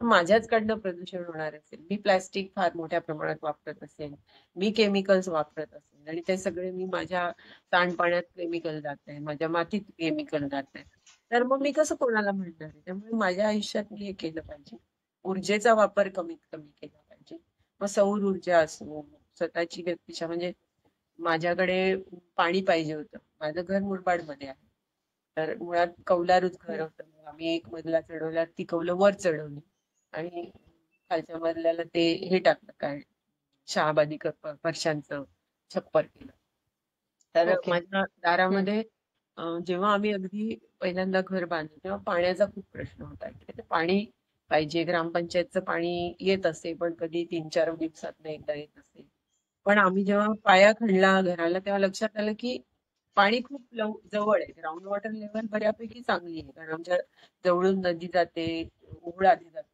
नदी त्या ओढाचं पाणी नदीला जातं म्हणजे तसं आहे तर मग आपण कशाला त्यावर अवलंबून नळाच्या पाण्यावर अवलंबून वाट बघायची म्हणून मग आम्ही ठरवलं की इथेच काहीतरी करू मग अनेकांनी आम्हाला सांगितलं तुम्ही बोर टाका बोरिंग टाका मग जेव्हा अभ्यास केला तेव्हा लक्षात आलं की बोरिंगनी ग्राउंड वॉटर उपसणं याच्यापेक्षा विहीर हा बेटर ऑप्शन आणि ज्या काळामध्ये असं शिकवलं जात होतं विज्ञानाने की उघड्या विहिरी या घातक आहेत आणि बोरिंगचं पाणी सेफ आहे त्या काळामध्ये हाही एक विचार प्रवाह आहे हे अभ्यासल्यावर कळलं की नाही पर्यावरणासाठी विहीर ही चांगली बोरिंग मग आम्ही विहीर खणली मला 12 फुटावर पाणी लागलं तेव्हा सुद्धा लोकांनी 12 फुटावरचं पाणी म्हणजे सांडपाणी तर बघू तर खरं कसं पाणी आहे आणि त्या विहिरीवरती मोटार लावायची की नाही म्हणजे ऊर्जा वापरायचा प्रश्न आला तेव्हा नाही आपण आपल्या शरीर कष्टानेच पाणी काढायचं आपल्याला मग आपण थोडंच काढतो अशा वेळेला तुम्ही जेव्हा एखादं बटण दाबून पाणी येतं बरोबर. बटण दाबून त्या भसभसा आलेल्या पाण्याची किंमत नसते पण मी जेव्हा प्रत्येक वेळेला एक बादली हम्म. आत टाकते आणि स्वतः खेचून पाणी काढते तेव्हा 2 बादलींमध्ये मी दमते आणि मग मी तिसरी बादली काय काढायला जात आपोआपच माझ्या पाण्याची गाठ कसर होते, पूजेची कसर होते, माझा व्यायामही होतो. तेव्हा अनेक फायदे हे एकेका निर्णयातनं होत जातात. केमिकल न वापरल्यामुळे आपण आपल्या सांडपाणी म्हणजे माझं पाणी जर झाडांना जात असेल बाथरूमच्या नळांना तर मीच माझ्याच झाडांना आणि माझ्याच हम्म. भाजीपाल्याला मी केमिकल टाकायचे मग ते मी खायचं त्यामुळे मला स्वच्छ हवे असतील फळं आणि भाजीपाला माझ्या अंगणातला तर मी माझ्या पाण्यात कमीत कमी केमिकल्स वापरले पाहिजे. अर्थात असं नाही की माझ्या सगळ्या कुटुंबानी तसं करा. म्हणजे माझी मुलं ही नवीन जमान्यातली आहेत तेव्हा त्यांना काही मी बंधन घातलं नाही. पण ती पण मग हळूहळू शेवटी घरातनं बाहेर गेल्यावर विचार करतातच. पण मी मात्र ते आता जवळजवळ 20 एक वर्ष 20-25 वर्ष होती. मी साबण वापरत नाही, शॅम्पू वापरत नाही, कुठलेही केमिकल वापरत नाही. आणि हे बघते की माझ्या जवळपास येणाऱ्यांना वास येतोय वगैरे वाटू नये म्हणून आपले आपले काही मग स्वतःचे छान छान गोष्टी मिळतात. म्हणजे हं. आपण संत्री खाल्ली, आपण लिंबू वापरतो, त्याच्या साली वाळवून ठेवायच्या, त्याची पावडर करायची आणि ते उठणं म्हणून आपण वापरलं अंघोळीला. चांगलं होतं. त्याचे फायदे आपल्याला काय आहेत म्हणा, तुम्ही म्हटलं तसं. ऊर्जेचा वापर कमी करायचा. म्हणजे माझा निर्णय माझ्या आयुष्यात असा आहे, म्हणजे आधी होता, 60 ओलांडल्यावर तो थोडा कमी झाला, की 4-4थ्या मजल्यापर्यंत लिफ्ट वापरायची नाही. 2 किलोमीटर पर्यंत माहिती आहे की 2-2.5 किलोमीटर आहे पर्यंत रिक्षा रिक्षा वापरायची नाही, चालत जायचं. तर म्हणजे आपल्याला तेवढंच आपल्यावरती कंट्रोल. आता मी 4 मजल्याच्या ऐवजी 3 मजल्यावर आले. कारण माझं जरासं कळतं मला की मला दमायला होतं. आता माझं 64 वर्ष सुरू आहे. ओके. पण या अरे सगळ्यातून वा. हा म्हणजे मग थोडं कमी होत जाणार. पण हे प्रयोग करायचे स्वतःसाठी. आणि मग लोकांनाही सांगताना मग मला असं वाटत नाही की आपल्याला अधिकार नाही सांगायचा. मी सांगू शकते मुला-सुनांना हम्म. हम्म. हम्म. नका वापरू. आणि अजूनही माझे केस फारसे पांढरे न झाल्यामुळे मला सांगता येतं की बघा तुम्ही केमिकल नाही वापरले की तुमचे केस पांढरे नाही होत. म्हणजे वैज्ञानिकदृष्ट्या काही असो. करेक्ट. पण म्हणजे मला त्याच्यात फायदाही दाखवता येतो की तुम्ही स्वतः जर का चालत राहिलात, चढत राहिलात, डोंगर चढला नाही, तुम्हाला शरीरात डोंगर नाही चढायला मिळत, तर लिफ्ट नका वापरू, बिल्डिंगा चढा. त्याने तुमचे पाय मजबूत राहतात. म्हणजे पाय हम्म. मजबूत राहिले तर सगळंच म्हणजे हृदयापासून सगळ्याला चालणं किंवा हो. ॲरोबिक्स हे सगळे चांगलेच व्यायाम. त्यामुळे याचे फायदे तर खूपच आहेत. शिवाय माझ्या दारात विहीर असल्यामुळे झाडं लावता येतात. मला विकत पाणी नाहीये, मोटरचंही पाणी नाहीये, विजेवरती तो खर्च होत नाही. मी बरेच वर्ष सोलर कुकरही वापरत असे. फक्त आता हम्म. मला कुणीतरी तो भेट दिला होता. तो सोलर कुकर माझा बिघडलाय आणि नवीन सोलर कुकर इतका सोपा हल्ली मला जो माझ्याकडे अगदी जुनं मॉडेल होतं ते तसा मिळाला नाहीये म्हणून. पण आणि आता माझं कुटुंबही श्रिंक झालंय. म्हणजे मुलं कामानिमित्त बाहेर असतात त्यामुळे फारसा स्वयंपाक नसतो. त्यामुळे आता मी कमी वापरते ते. पण बाकीचं सोलर वापरते. म्हणजे असं नाही की वीज जाते, ग्रामीण भागात ओके. राहते, आदिवासी भागात राहते, वीज फार वेळा जाते. तर मग जनरेटर ठेवावा किंवा तुम्ही दुसरं काहीतरी ठेवावं वीज गेल्यावर. तर नाही, वीज गेली तर अंधार आणि मग अंधारामध्ये आपला छोटासा सोलरचा दिवा लावून आपण काम करायचं किंवा चिमणी लावायची. पण वीज गेली तर पर्याय आहे. म्हणजे दुनियेची वीज गेली तरी माझ्या घरात उजेड आहे. असं नाही करायचं. असे काही निर्णय घेतले.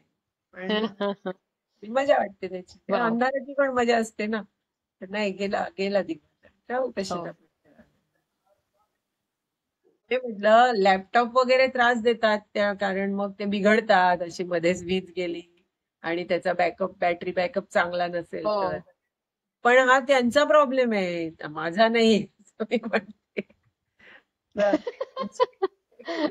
म्हणजे मला अडॅप्ट करता येते या अडचणींना. इनक्रेडिबल. बरोबर. मला वाटतं आय थिंक ह्या खूप बोल्ड स्टेप्स आहेत. आत्ताच्या पिढीला किंवा आता आपण जसं आयुष्य बघतोय सिटीज मध्ये, कारण मी पण आता 4च वर्ष झाले की मी ग्रामीण भागाकडे वळले किंवा मी आता गावात राहते. पण इतके वर्ष मी सिटीतच राहत होते. तर मी आजूबाजूला बघते ना, जसं तुम्ही म्हणालात अंधाराची पण सवय असली पाहिजे. हा खूप मोठा पॉइंट आहे. म्हणजे त्याचं लिटरल मिनिंग म्हणजे आपल्या रूम मध्ये होणारा अंधार तेवढाच नसून, पण मला असं वाटतं की आपल्याला पण आतमध्ये खूप निगेटिव्हिटी असते, अंधार असतो, बऱ्याचदा आपल्याला मार्ग नाही सापडत असतो. पण त्यावेळेस जर आपण असे तुमच्यासारखे बोल्ड राहिलो, डिटर्मिन्ड राहिलो, डेडिकेटेड राहिलो, तर आय थिंक आपोआपच मार्ग मिळेल, आपोआपच तो प्रकाश आपल्या जवळ येईल. आणि मला असं वाटतं की मी बऱ्याचदा आय थिंक आधी पण माझ्या पॉडकास्टमध्ये बोलले आहे की जेव्हा आपण dedicatedly when we are clear here की अरे आपल्याला आता हे करायचं आहे, तो ऑटोमॅटिकली तशी लोक तसं आपल्या अवतीभोवती निसर्ग आपल्याला देत असतो, तशी लोक आपल्या आयुष्यात येतात किंवा आपल्याला मार्ग सापडत जातात. अडथळे तर नक्कीच येतात, पण मार्ग पण त्याचबरोबर निसर्ग आपल्याला देतो. तो आय थिंक ही पण एक खूप मोठं लर्निंग आहे तुमच्या सोबत चर्चा करता. ते पण मला एक सांगाल ताई की बिफोर. हे लर्निंग सॉरी आपल्या वेळेत बसतं की नाही ते पण हे फार महत्वाचं आहे की हे हे मी पण लर्न केलं. काय झालं की मला हे लक्षात यायचं सुरुवातीच्या भागामध्ये, की आदिवासी भागातले लोक यांची पंचेंद्रिय हम्म. एवढी तिखट असतात. त्यांची नजर एकदम तीक्ष्ण असते, त्यांचे कान खूप तिखट असतात. आणि हे का बरं? तेव्हा लक्षात आलं, की बाह्य एड्स म्हणजे उजेड. सतत जर उजेड राहिला, तर डोळे काम कमी करतात. म्हणजे पंचेंद्रिय एकवटून निसर्ग त्यांना समजवणं ही त्यांची गरज आहे आयुष्याची. कारण साप चालत असताना अंधारातनं साप खसखस खसखस करत गेला. माझ्या डोळ्यांना दिसलं नाही. पण माझ्या कानाला, माझ्या त्वचेला, माझ्या एकूणच सगळ्या शरीराला जाणवला. हे जाणवणं आहे ना, ते कमीत कमी हम्म. प्रकाश, कमीत कमी आवाज, कमीत कमी बाह्य ज्या काही स्टिम्युलस आहेत, ते असले ना, तर आपली पंचेंद्रिय जास्त तीक्ष्ण होत जातात. आणि ती हे सगळं जेवढं आहे तोवर ती बोथट होत जातात. तेव्हा अरे किती लांबून आणि कुणाचे आवाज आमच्या लोकांना कळायचे. अरे तो अमका अमका तिथून हाळी घालतोय, तो अमका पक्षी ओरडतोय, तो अमका प्राणी आहे.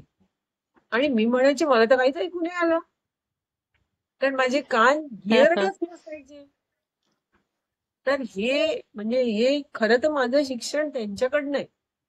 म्हणजे आय ओ देम की बाबा हम्म. तुमच्यामध्ये बरोबर. बाह्य गोष्टी कमीत कमी असल्या तर आपण स्वतः जास्त फुलतो. नाहीतर आपण सगळं मरत जातो आणि आपल्याला प्रत्येक गोष्टीला एक उघडी लागते. सो ताई, आता आपण आपल्या एपिसोडच्या शेवटच्या सेगमेंटकडे येऊया. तुम्ही आता गेले 40 वर्ष हा उपक्रम राबवताय, आदिवासींना हेल्प करताय आणि तुम्ही वेगवेगळ्या उपक्रमांबद्दल, मोहिमेबद्दल आम्हाला माहिती दिली. तर तुमच्या नजरेत तेव्हाचा मुरबाड आणि आत्ताचा मुरबाड ह्यात काय फरक आहे? आणि तेव्हाचा आदिवासी आणि आत्ताचा आदिवासी ह्यात काय फरक तुम्हाला जाणवतो? Positive, negative, both. खूपच फरक आहे आणि पॉझिटिव्ह निगेटिव्ह बोथ अशा पद्धतीचाच फरक आहे तो. एकतर आपण फिजिकल भौगोलिक दृष्ट्या बघितलं तर शहरी भाग वाढत चाललाय. मुंबईच्या जवळचं ठाणे जिल्ह्यातला तालुका असल्यामुळे कल्याणपासनं केवळ 30 किलोमीटरवरती मुरबाड तालुक्याची ऍक्च्युली 30 पण नाही 14 किलोमीटरवरती तालुक्याची हद्द सुरू होतीये. आणि त्यामुळे इंडस्ट्रियलायझेशन, MIDC आहे, तिची वाढ आणि त्यामुळे येणारे बाहेरून येणारे कामगार, मग त्यांच्या रेसिडेन्शियल याच्या वाढी ह्या एका बाजूला आहेत. दुसऱ्या बाजूला शहराच्या जवळ निसर्गरम्य ठिकाणांच्या शोधात जाणारे जे सेकंड होम्स ज्यांना हवी असतात, की बाबा शहरात एका पद्धतीने जगायचं पण मग निसर्गाच्या जवळ जाऊन परत थोडंसं विकेंडला जगायचं असतं. तर सेकंड विकेंड होम्स अशाच्या शोधामध्ये जाणारे त्यांना मुरबाड तालुका हा सोयीचा आहे. कारण निसर्गरम्य आहे, डोंगर, दऱ्या, नद्या सगळं आहे आणि पटकन जाऊन येता येतं. असं नाही की प्रवासात खूप लांब जायला लागेल. आणि हम्म. हम्म. रस्त्यांचं जाळं चांगलं झालंय. पूल भरपूर झाले आहेत. त्यामुळे ज्याला इन्फ्रास्ट्रक्चर आहे ते खूप बदललं. म्हणजे ज्या काळी आम्हाला चालत जाण्याला पर्याय नव्हते, ते आता चालत जायला आम्हीच काय पण आमच्या आदिवासी गावातले तरुण माणसं आणि लहान माणसं, बायका-बियका या सगळ्या टाळत असतात. अगदी फक्त म्हातारी माणसंच अजूनही चालताना दिसतात. ती म्हणतात एवढंच जायचंय, शेजारच्याच गावात जायचंय, कशाला गाडीची वाट बघा. पण नाहीतर बहुतेक सगळे लोक हे टू व्हीलर्स नाहीतर एसटी नाहीतर प्रायव्हेट गाड्या ज्या संचार करत असतात पैसे घेऊन भाड्याने, तर चालू असतं. त्यामुळे इन्फ्रास्ट्रक्चरल हे झालेलं आहे. दवाखाने, शाळा, कॉलेजेस हे इन्फ्रास्ट्रक्चर पण वाढलेलं आहे. आता त्याच्या गुणवत्तेचा विचार केला तर असंच असतं की पैसे कमी मिळणाऱ्या ठिकाणी डॉक्टर जाणार, शिक्षक जाणार. तो असंच म्हणणार की माझं कशाला मी जास्त काही इन्व्हेस्ट करू इन टर्म्स ऑफ माझा वेळ. मग शिक्षक दुसरे उपक्रम किंवा उपद्व्याप करणारे शिक्षक जाणार, सही करणार आणि आपलं दुसरंच काहीतरी करणार. डॉक्टर्स जाणार आणि दवाखान्यात राहणारच नाही. सकाळ ते संध्याकाळ अशी, वाईल सरकारी दवाखान्यामध्ये डॉक्टरनी 24 तास राहणं अपेक्षित असतं, तिथेच राहणं अपेक्षित असतं. तर म्हणजे इन्फ्रास्ट्रक्चर मध्ये स्ट्रक्चर जे पैशाने बांधता येतात अशी स्ट्रक्चर्स वाढली, पण मॅनपॉवर आणि ती पण क्वालिटी मॅनपॉवर, त्याचा मात्र तीच परिस्थिती आहे जी आम्ही होतो म्हणजे तेव्हाही शाळांमध्ये जो खरंच कमिटेड शिक्षक एखाद दुसरा अपवाद सोडला तर शिक्षकाचं म्हणणं असायचं या पोरांना कशाला शिकवा आणि काय शिकवा, शेवटी ही आता इथंच जंगलातच जाणार आहे. आणि मग त्यांना ब्लेम करत ती कशी शिकणार, शिकतच नाहीत असं म्हणणं. आणि तसंच आजही शिक्षकांचं अगदी तेच मत असतं का ही मुलं काही शिकू इच्छित नसतात, यांचं मन सगळं रानात वनात रमत असतं, आम्ही आपली त्यांना मारून बुटकून शाळेत बसवतो.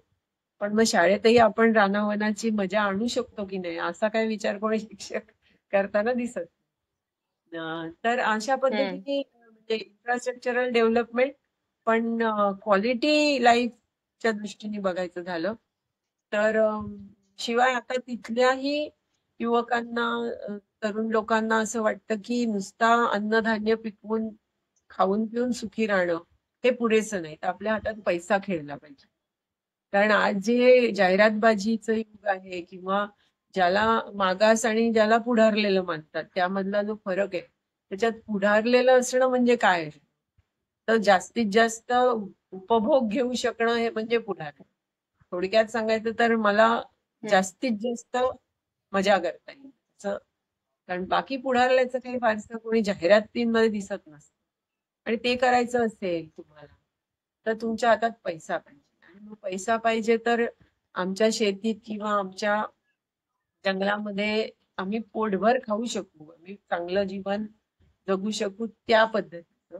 पण आम्हाला खुळखुळ पैशाची मिळणार नाही आणि मग त्यासाठी मग मला तिथून निघून शहरांकडे गेलं पाहिजे, इंडस्ट्रीकडे आलं पाहिजे, जिथे 12-12 तास काम करून माझ्या आरोग्याचा पूर्ण विचका होईल किंवा शहरांमध्ये सगळ्यात वाईट ठिकाणी किल्ल्यांच्या जवळ असलेल्या वस्त्या, संपूर्णपणे प्रदूषित जिथे कंपन्यांचे वेस्ट जात आहे अशा ठिकाणी असलेल्या वस्त्या, या ठिकाणी राहावं लागेल कारण कमी मध्ये राहावं लागतं, कमी भाडं देता येईल. पण ते सुद्धा पत्करून पैसा खुळखुळतो म्हणून नवीन जी पिढी आहे ती तिथे जाऊ लागली. त्यामुळे संघटनांच्या लढ्यांमध्ये आता त्यांचा सहभाग कमी दिसतो. फिजिकल नसतात, फिजिकली पण ते प्रेझेंट नसतात आणि त्यांचा मानसिक दृष्ट्या सुद्धा ह्या प्रश्नांपेक्षा जास्त पैसा कसा कमवायचा याकडे मन लागलेलं असतं. जे फक्त आदिवासींच नाही सगळ्यांचंच आहे ते त्यांचंही आहे. पॉझिटिव्ह एवढंच आहे की भूक बळी, अगदी खायला घरात काहीच नाही असं आम्ही बघितलेलं आहे सुरुवातीच्या काळामध्ये.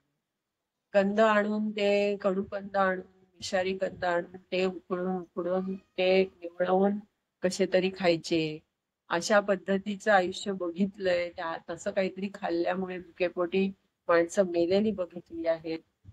ती वेळ आता नाहीये, नाही म्हटलं तरी फुकट मिळणारं रेशन ज्याचा परिणाम आहे की किमान काही काही जण सोडले तरी बऱ्याचशा गावातल्या प्रत्येक गावातल्या एक 60-70% कुटुंबांना महिन्याकाठी तर म्हणजे अगदी जगावं, बेसिक जगता येईल एवढे तांदूळ, थोडेसे गहू एवढे तरी मिळतात. प्रोटीन मिळतं असं नाही.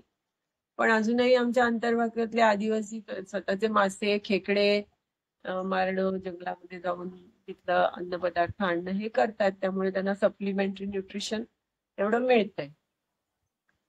शिक्षणाच्या बाबतीत बघायचं झालं तर बाहेर जाऊन आश्रमशाळा खूप वाढलेल्या असल्यामुळे सरकारच्या घर सोडून शिकायला जाणं हा एक पर्याय मिळालेला आहे आणि तिथे त्यामुळे 10वी पर्यंत तरी मुलं आणि मुली सुद्धा या आता शिकतायत. ते पूर्वीच्या गावातल्या 3री-4थीची शाळा संपली की शिक्षण सुटत होतं, मुलींचं तर नक्कीच सुटत होतं, ते आता मिळतंय.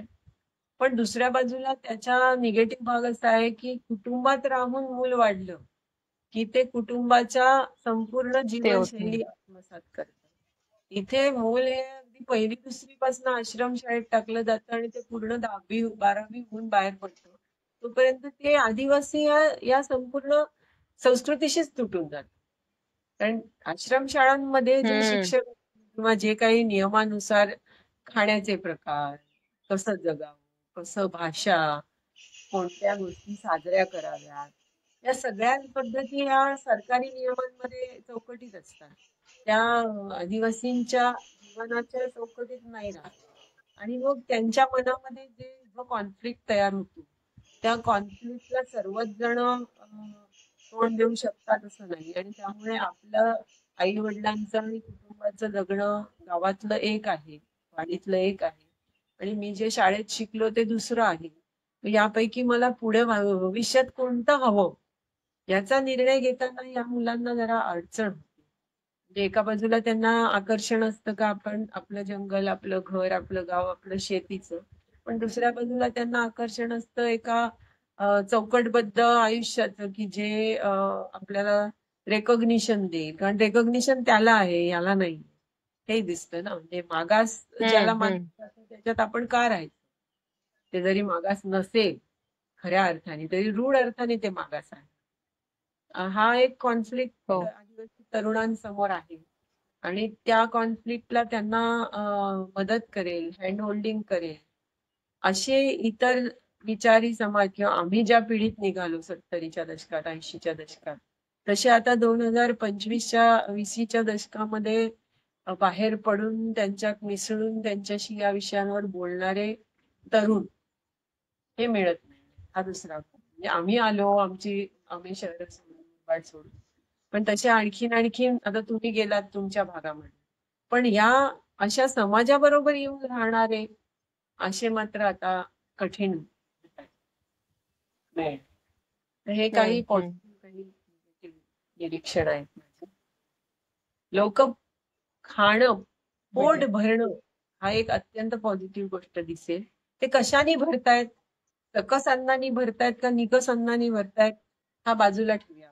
पण पोट भरते हे आपण एक बोलू शकतो. हो. शिक्षण मिळतंय ते चांगल्यासाठी का वाईटासाठी हा बाजूला ठेवूया.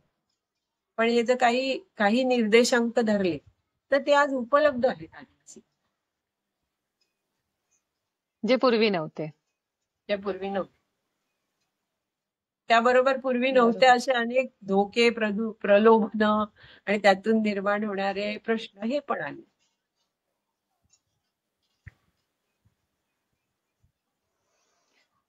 आता आपण आपल्या शेवटच्या प्रश्नाकडे वळूया ताई.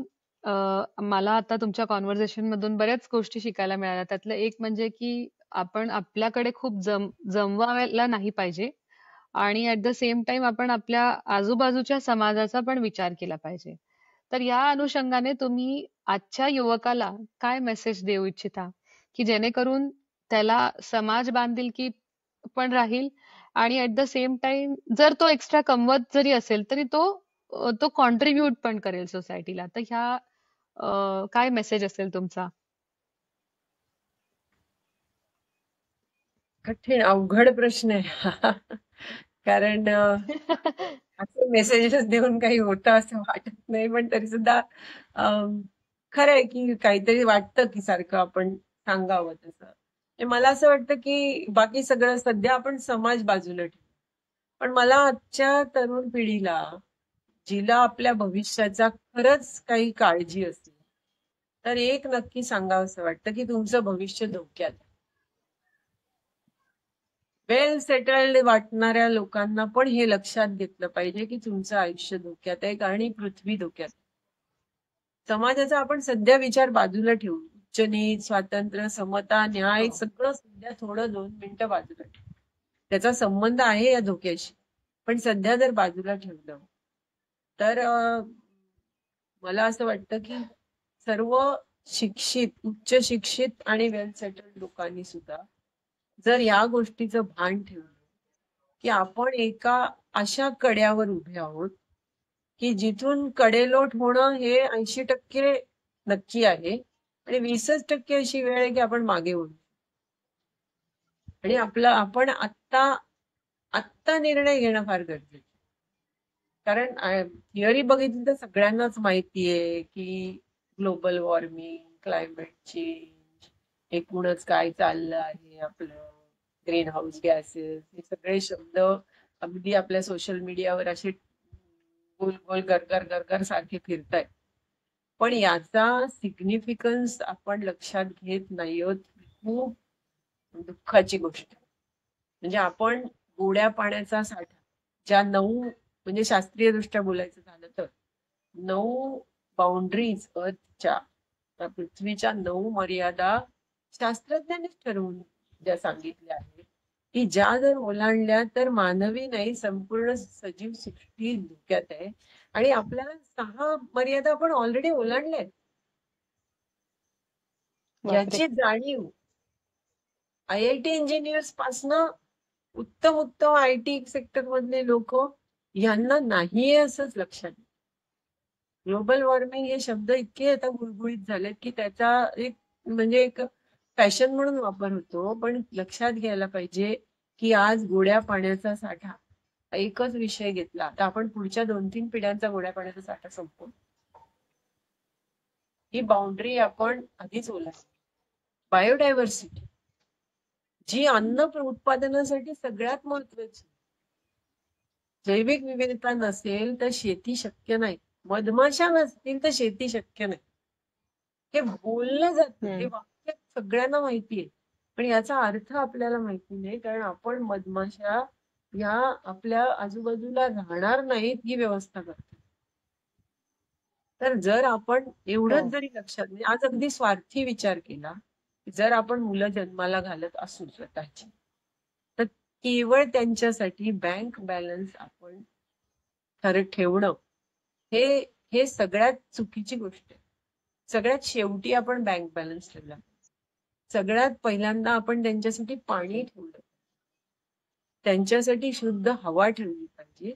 शुद्ध पाणी, शुद्ध हवा आणि शुद्ध माती, या 3 गोष्टी असल्याशिवाय आपण मुलं जन्माला घालू नयेत असं मी म्हणते. कारण आपण पाणी त्यांचं संपवलं, मग आपण बँक बॅलन्सच्या ऐवजी ठीक आहे मी राहतो त्या ठिकाणी, त्या गावात, त्या परिसरात, त्या कॉलनीमध्ये प्रत्येक पडणारा पावसाचा थेंब, वाहून येणारा प्रत्येक थेंब, मी वापरत असलेल्या पाण्याचा प्रत्येक थेंब हा मी कसा कुठल्या तरी खात्यात ठेवीन. ग्राउंड वॉटर हे एकच बँक आहे पाण्याची, त्याच्यात ठेवीन. हे बघावं आजच्या पिढीने. तसंच त्यांनी हे बघावं की माझ्याकडनं कमीत कमी प्रदूषण कसं होईल. आपण जो जो प्रगत होत चाललोय तो आपण सर्वात जास्त घाण होत. प्रत्येक जितकं उत्तम आणि मोठं प्रगत शहर आहे त्याचं डम्पिंग ग्राउंड सगळ्यात मोठं. सगळ्यात जास्त घाणी त्या शहराची शेजारी, तिची विल्हेवाट लागणं अशक्यप्राय गोष्ट. तर त्यामुळे आपण आपला तोच कचरा करा जो तुम्हाला स्वतःला त्याचा डिस्पोजल करताय. त्याशिवाय कचरा करू नका. त्याचे काय, आपण एवढी क्रिएटिव्ह नवीन पिढी आहे, एवढा विचार करणारी आहे. Creative ways of waste management हा आपल्या आयुष्याचा एक अविभाज्य घटक राहिलाच पाहिजे. जसं आपण आपले ऍसेट मॅनेजमेंट करतो, वेस्ट मॅनेजमेंट त्याच्यापेक्षा आधी केली पाहिजे. कारण हीच वेस्ट आपण आपल्या मुलांना नातवंडांना.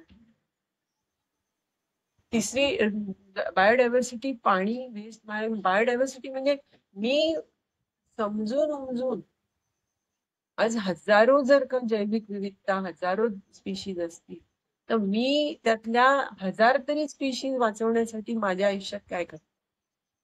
झाडं लावणं एकच पर्याय नाही. झाडं सुद्धा अशी लावा की ज्याच्यावर स्पीशीज राहतील, नुसतं हिरवं नसेल. आणि हिरवाई ही एकच गोष्ट अशी आहे संपूर्ण जगामध्ये की जी स्वतःचं अन्न स्वतः बनवू शकते. त्याच्या पर्यायाने मला शेवटचं जे सांगायचं की लोकांना असं वाटतं, विशेषतः आजच्या पिढीला ज्यांच्या खिशात पैसा आहे त्यांना वाटतं की मी काय फुकट नाही घेते, I am paying for it. मी मोठं घर बांधलं, मी त्याच्यासाठी खूप सिमेंट वापरलं, का तुम्ही मला बोलता? मी तेवढे पैसे दिले. तुम्ही सिमेंटचे पैसे देता तेव्हा तुम्ही कशाचे पैसे देता? मान्य आहे तुम्ही पैसे देता, तुम्ही सिमेंट कारखान्यामध्ये सिमेंट बनण्याचे पैसे दिले, त्याच्यासाठी येणारा जो खर्च आहे, त्याच्यासाठी जे कामगार आहेत त्यांच्या पगाराचे पैसे दिले, ते मानू. कमी दिलेत पण दिलेत. तुम्ही त्याच्यासाठी लागणारं जे खनिज लागलं, ज्याच्यापासून सिमेंट बनतं, त्याचे पैसे दिलेत रॉ मटेरियलचे, तेही मान्य आहे. पण ते रॉ मटेरियल बनवायला पृथ्वीला जे झालं, जी हजारो वर्ष गेली, त्याचे काय दिले तुम्ही? त्याची रिपेमेंट काय करतो आपण? हम्म. शेती, आपण अन्न खातो, तांदूळ खातो. मी तांदूळ हल्ली 70 रुपये किलोनी घेतो. मग मी काय, माझ्यात काय वाईट आहे? मी तांदळाचे पैसे देऊन तांदूळ घेतो. मग मी थोडासा भात माझा उरला, फेकून देतो, काय हरकत आहे? पण तुम्ही तो तांदूळ ज्या शेतकऱ्यांनी पिकवला त्याला त्याचे पैसे दिले, कमी का होईना पण दिले. ते पैसे त्या तांदळात ज्या लोकांनी मजुरी केली असेल, ज्यांनी कष्ट केले, त्यांचे झाले, व्यापाऱ्याचे झाले, ट्रान्सपोर्टचे दिले, सगळे दिले. पण ते तांदूळ पिकायला जी माती आहे ती एक ऑर्गॅनिक आहे गोष्ट, सजीव आहे ते. ती माती टिकवण्यासाठी, ती माती तयार होताना, ती सजीव माती तयार व्हायला, कसदार माती तयार व्हायला, जी अनेक वर्ष, अनेक पिढ्या हा निसर्ग राबतो, गांडूळ राबतात, मुंग्या राबतात, त्यांना तर आपण काहीच देत नाही. ही जाणीव निर्माण होऊ दे ना, आठवण तर होऊ दे. गांडूळ घाण, पण बासमती तांदूळ चांगला. बेडूक वाईट, पण शेतात आलेलंच हवं. बेडूक आहे म्हणून तो किड्या खातोय, नाही तर ती फवारलेलं भाजी आपण खातो. जिथे बेडूक किडे खातो तिथे फवारणीची गरज पडत नाही, पण आपण ते बेडूकही खातो डेलिकसी म्हणून. Frog meat considered to be very delicate हो. ना. तर ह्या असं ऐकून आहे. लागणं एवढं जरी केलं ना, आपोआप. कारण तुम्ही जेव्हा गांडुळाचा विचार कराल, बेडकाचा विचार कराल, झाडाचा विचार कराल, तुम्ही डॅम करायला जाता आणि तेव्हा जर तुम्ही लाखो झाडं बुडवणार असाल, तुम्ही हायवेज आणि 8 लेन आणि 12 लेन हायवे कराल, तेव्हा एवढी झाडं तोडता. त्यांचा जर आपण विचार करायला लागलो तर आपल्या फेलो माणसाचा तर करणारच ना आपण. एकदा तुमची टेंडन्सी झाली की नक्कीच. तुम्ही गांडुळाचा विचार करताय, तर तुम्ही तुमच्याकडे काम करणाऱ्या मोलकरणीचा नाही करणार. ही शेवटी दृष्टी असते, ती जाणीव असते, ती प्रगल्भ झाली. मग सांगायची गरज नाही की तुम्ही तुमच्या मोलकरणीला आठवड्यातनं 1 दिवस सुट्टी द्या. जर तुम्हाला सुट्टी हवी असते, तुमच्या प्रोफेशन मध्ये तुम्हाला 1 दिवस सुट्टी असते, 2 दिवस सुट्टी असते, पण आपण घरात काम करणाऱ्या, कष्ट करणाऱ्या माणसाला 1 दिवसाची, आठवड्याची रजा देत नाही. कारण आपल्याला वाटतं की माझ्यासाठी तर मला रोजच केलं पाहिजे ना. म्हणजे हे शेवटी इट इज लिंक्ड. जर तुम्ही सेन्सिटिव्ह झालात तर तुम्ही असं नाही होत की तुम्ही फक्त एकाच विषयात सेन्सिटिव्ह. तुम्ही सेन्सिटिव्ह झालात तर यू सेन्स एव्हरीथिंग, आणि जर ती बोथड झाली तर यू डोंट सेन्स एनिथिंग, असं होत जातं. एवढंच मी सांगेन. आणखीन काय सांगेन की संसाधनं वाचवली तर आपण वाचणार आहोत. आपण कड्यावर आहोत. कडेलोट का मागे फिरायचं हे आपल्या हातात आहे. कडेलोट कधी होईल याबद्दल शास्त्रज्ञ सांगतात, आणि ते खूप वेगवेगळं सांगतात. कोणी पुढच्या 5 वर्षात होईल सांगतं, कोणी पुढच्या 50 वर्षात. पण होणार हे मात्र सगळेच सांगतात. तेव्हा हे जर नसेल, नको असेल, तर हा विचार करायला पाहिजे. एवढंच. थँक्यू ताई. खूप पॉवरफुल मेसेज होता. आणि I think just to summarise in one line, I think सगळ्या पेरेंट्सनी किंवा आत्ताच्या जनरेशननी पुढच्या जनरेशनसाठी ऍसेट्स म्हणून किंवा फिक्स्ड डिपॉझिट्स म्हणून चांगली हवा, म्हणजे शुद्ध हवा, शुद्ध पाणी आणि शुद्ध माती, हे आपण कसं आपल्या पुढच्या जनरेशनला देऊ ह्याकडे फोकस करायला हवा. आणि त्याने एवढ्या जरी आपण आपल्या अवतीभोवती जरी विचार करत राहिलो, लाईक आपल्या आजूबाजूच्या लोकांबद्दल किंवा आपल्या आजूबाजूच्या परिसराबद्दल जरी आपण अलर्ट राहिलो, तर I think that it self will be a big achievement, because slowly ते प्रपोगेट होईल. आणि मला असं वाटतं आपल्या ह्या चर्चेमधून हा मेसेज खूप स्ट्रॉंगली जाईल. आणि मला आणखीन एक गोष्ट फार आवडली आपल्या अख्ख्या कॉन्व्हर्सेशन मध्ये, म्हणजे सगळंच आवडलं मला, पण त्यातलं मला हे फार असं क्लोज वाटलं की आपण म्हणजे आम्ही पण इथे आदिवासींसोबत काही टाइम स्पेंड करतो, ओळख आहे, चांगलं बोलणं चालणं आहे. तुम्ही हा पॉइंट खूप छान म्हणालात की त्यांचे पाची इंद्रिय हे खूप स्ट्रॉंग आहेत आणि हे खरंच व्हॅलिड आहे.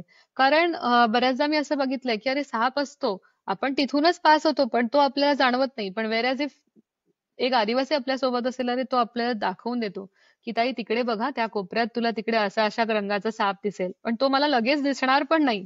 मला ते एफर्ट्स घ्यायला लागतील. सो हा पॉइंट पण फार व्हॅलिड आहे.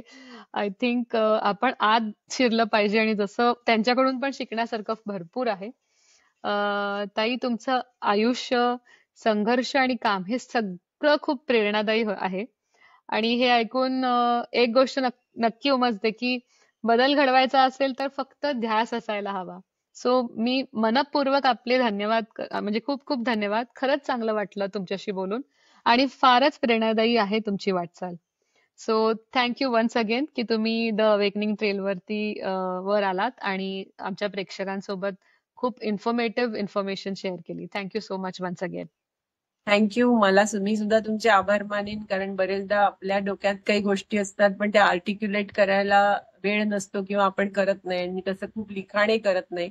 तेव्हा या निमित्ताने माझ्याच मनातल्या काही गोष्टी मी बोलले आणि ज्या आता रेकॉर्ड होऊन राहिल्या, त्यामुळे मलाही पुन्हा I can revisit my on काय कॉन्व्हर्सेशन विथ यू, जी खूप महत्वाची गोष्ट आहे. कारण मला खूप लोक सांगतात तू लिही, पण मला अजून तरी वाटतं की मी हिंडती फिरती आहे तोवर मला हिंडू फिरू दे, मग लिहीन आरामात. म्हणून पण ते घडत नाही. अशा मोक्यांमुळे ते आपोआप डॉक्युमेंट होतं. ते सगळ्यांना आवडेल नाही आवडेल हा वेगळा भाग आहे, पण मला तरी ते नंतर रिव्हिजिट करता येईल. त्याबद्दल खूप खूप आभार. थँक्यू ताई. आणि मी कॉन्फिडेंट आहे की हे आवडेलच सर्वांना. आणि तुम्ही नक्की लिहा, बिकॉज जसं मी म्हटलं की तुमचं रिसेंट आर्टिकल पण मी वाचलं, त्यातून पण मला फार प्रेरणा मिळाली. असंच आय थिंक जो असं क्रॉस पाथवर असतो ना एक निर्णय घ्यायला की अरे मी काय करू, मी ऑर्गॅनिक किंवा नॅचरल फार्मिंग कडे वळू का, किंवा मी असं माझं समाजकार्याकडे वळू का, तर त्या सर्वांसाठी एक इन्स्पिरेशन असेल तर नक्की तुम्ही लिहा. Wien ever the time comes, of course, पण नक्की लिहा असं माझं पण तुम्हाला, मी पण तुम्हाला इन्सिस्ट करेन. Thank you so much once again. चालेल. तर मित्रांनो, आजचा हा संवाद निश्चितच आपल्या मनाला स्पर्श करून गेला असेल. इंदवीताईंची जिद्द, संवेदनशीलता आणि कामासाठीची निस्वार्थ भावना ही आपल्याला खूप काही शिकवून गेली. आदिवासी समाजाचे प्रश्न दूरवरच्या जंगलातले नसून आपल्या समाजाच्या मूलभूत प्रश्नांपैकीच एक आहेत, हे आज पुन्हा जाणवून गेलं. जर हा एपिसोड तुमच्या मनाला भिडला असेल तर नक्की हा एपिसोड शेअर करा आणि तुमच्या प्रतिक्रिया कॉमेंट मध्ये आम्हाला कळवा. शेवटी तुमच्या सगळ्यांचे धन्यवाद. आपल्या चॅनलला नक्की सबस्क्राईब करा आणि आम्ही अशाच वेगवेगळ्या व्यक्तिमत्वांना आणि त्यांच्या शिकवणींना तुमच्यापर्यंत पोहोचवत राहू. तोपर्यंत आनंदात राहा, निसर्गाशी जुडून राहा आणि सगळ्यांवर प्रेम करा. And as I always say, beyond the well the trail begins. भेटू पुढच्या आठवड्यात अजून एका नवीन व्यक्तिमत्वासोबत. तोपर्यंत टेक केअर.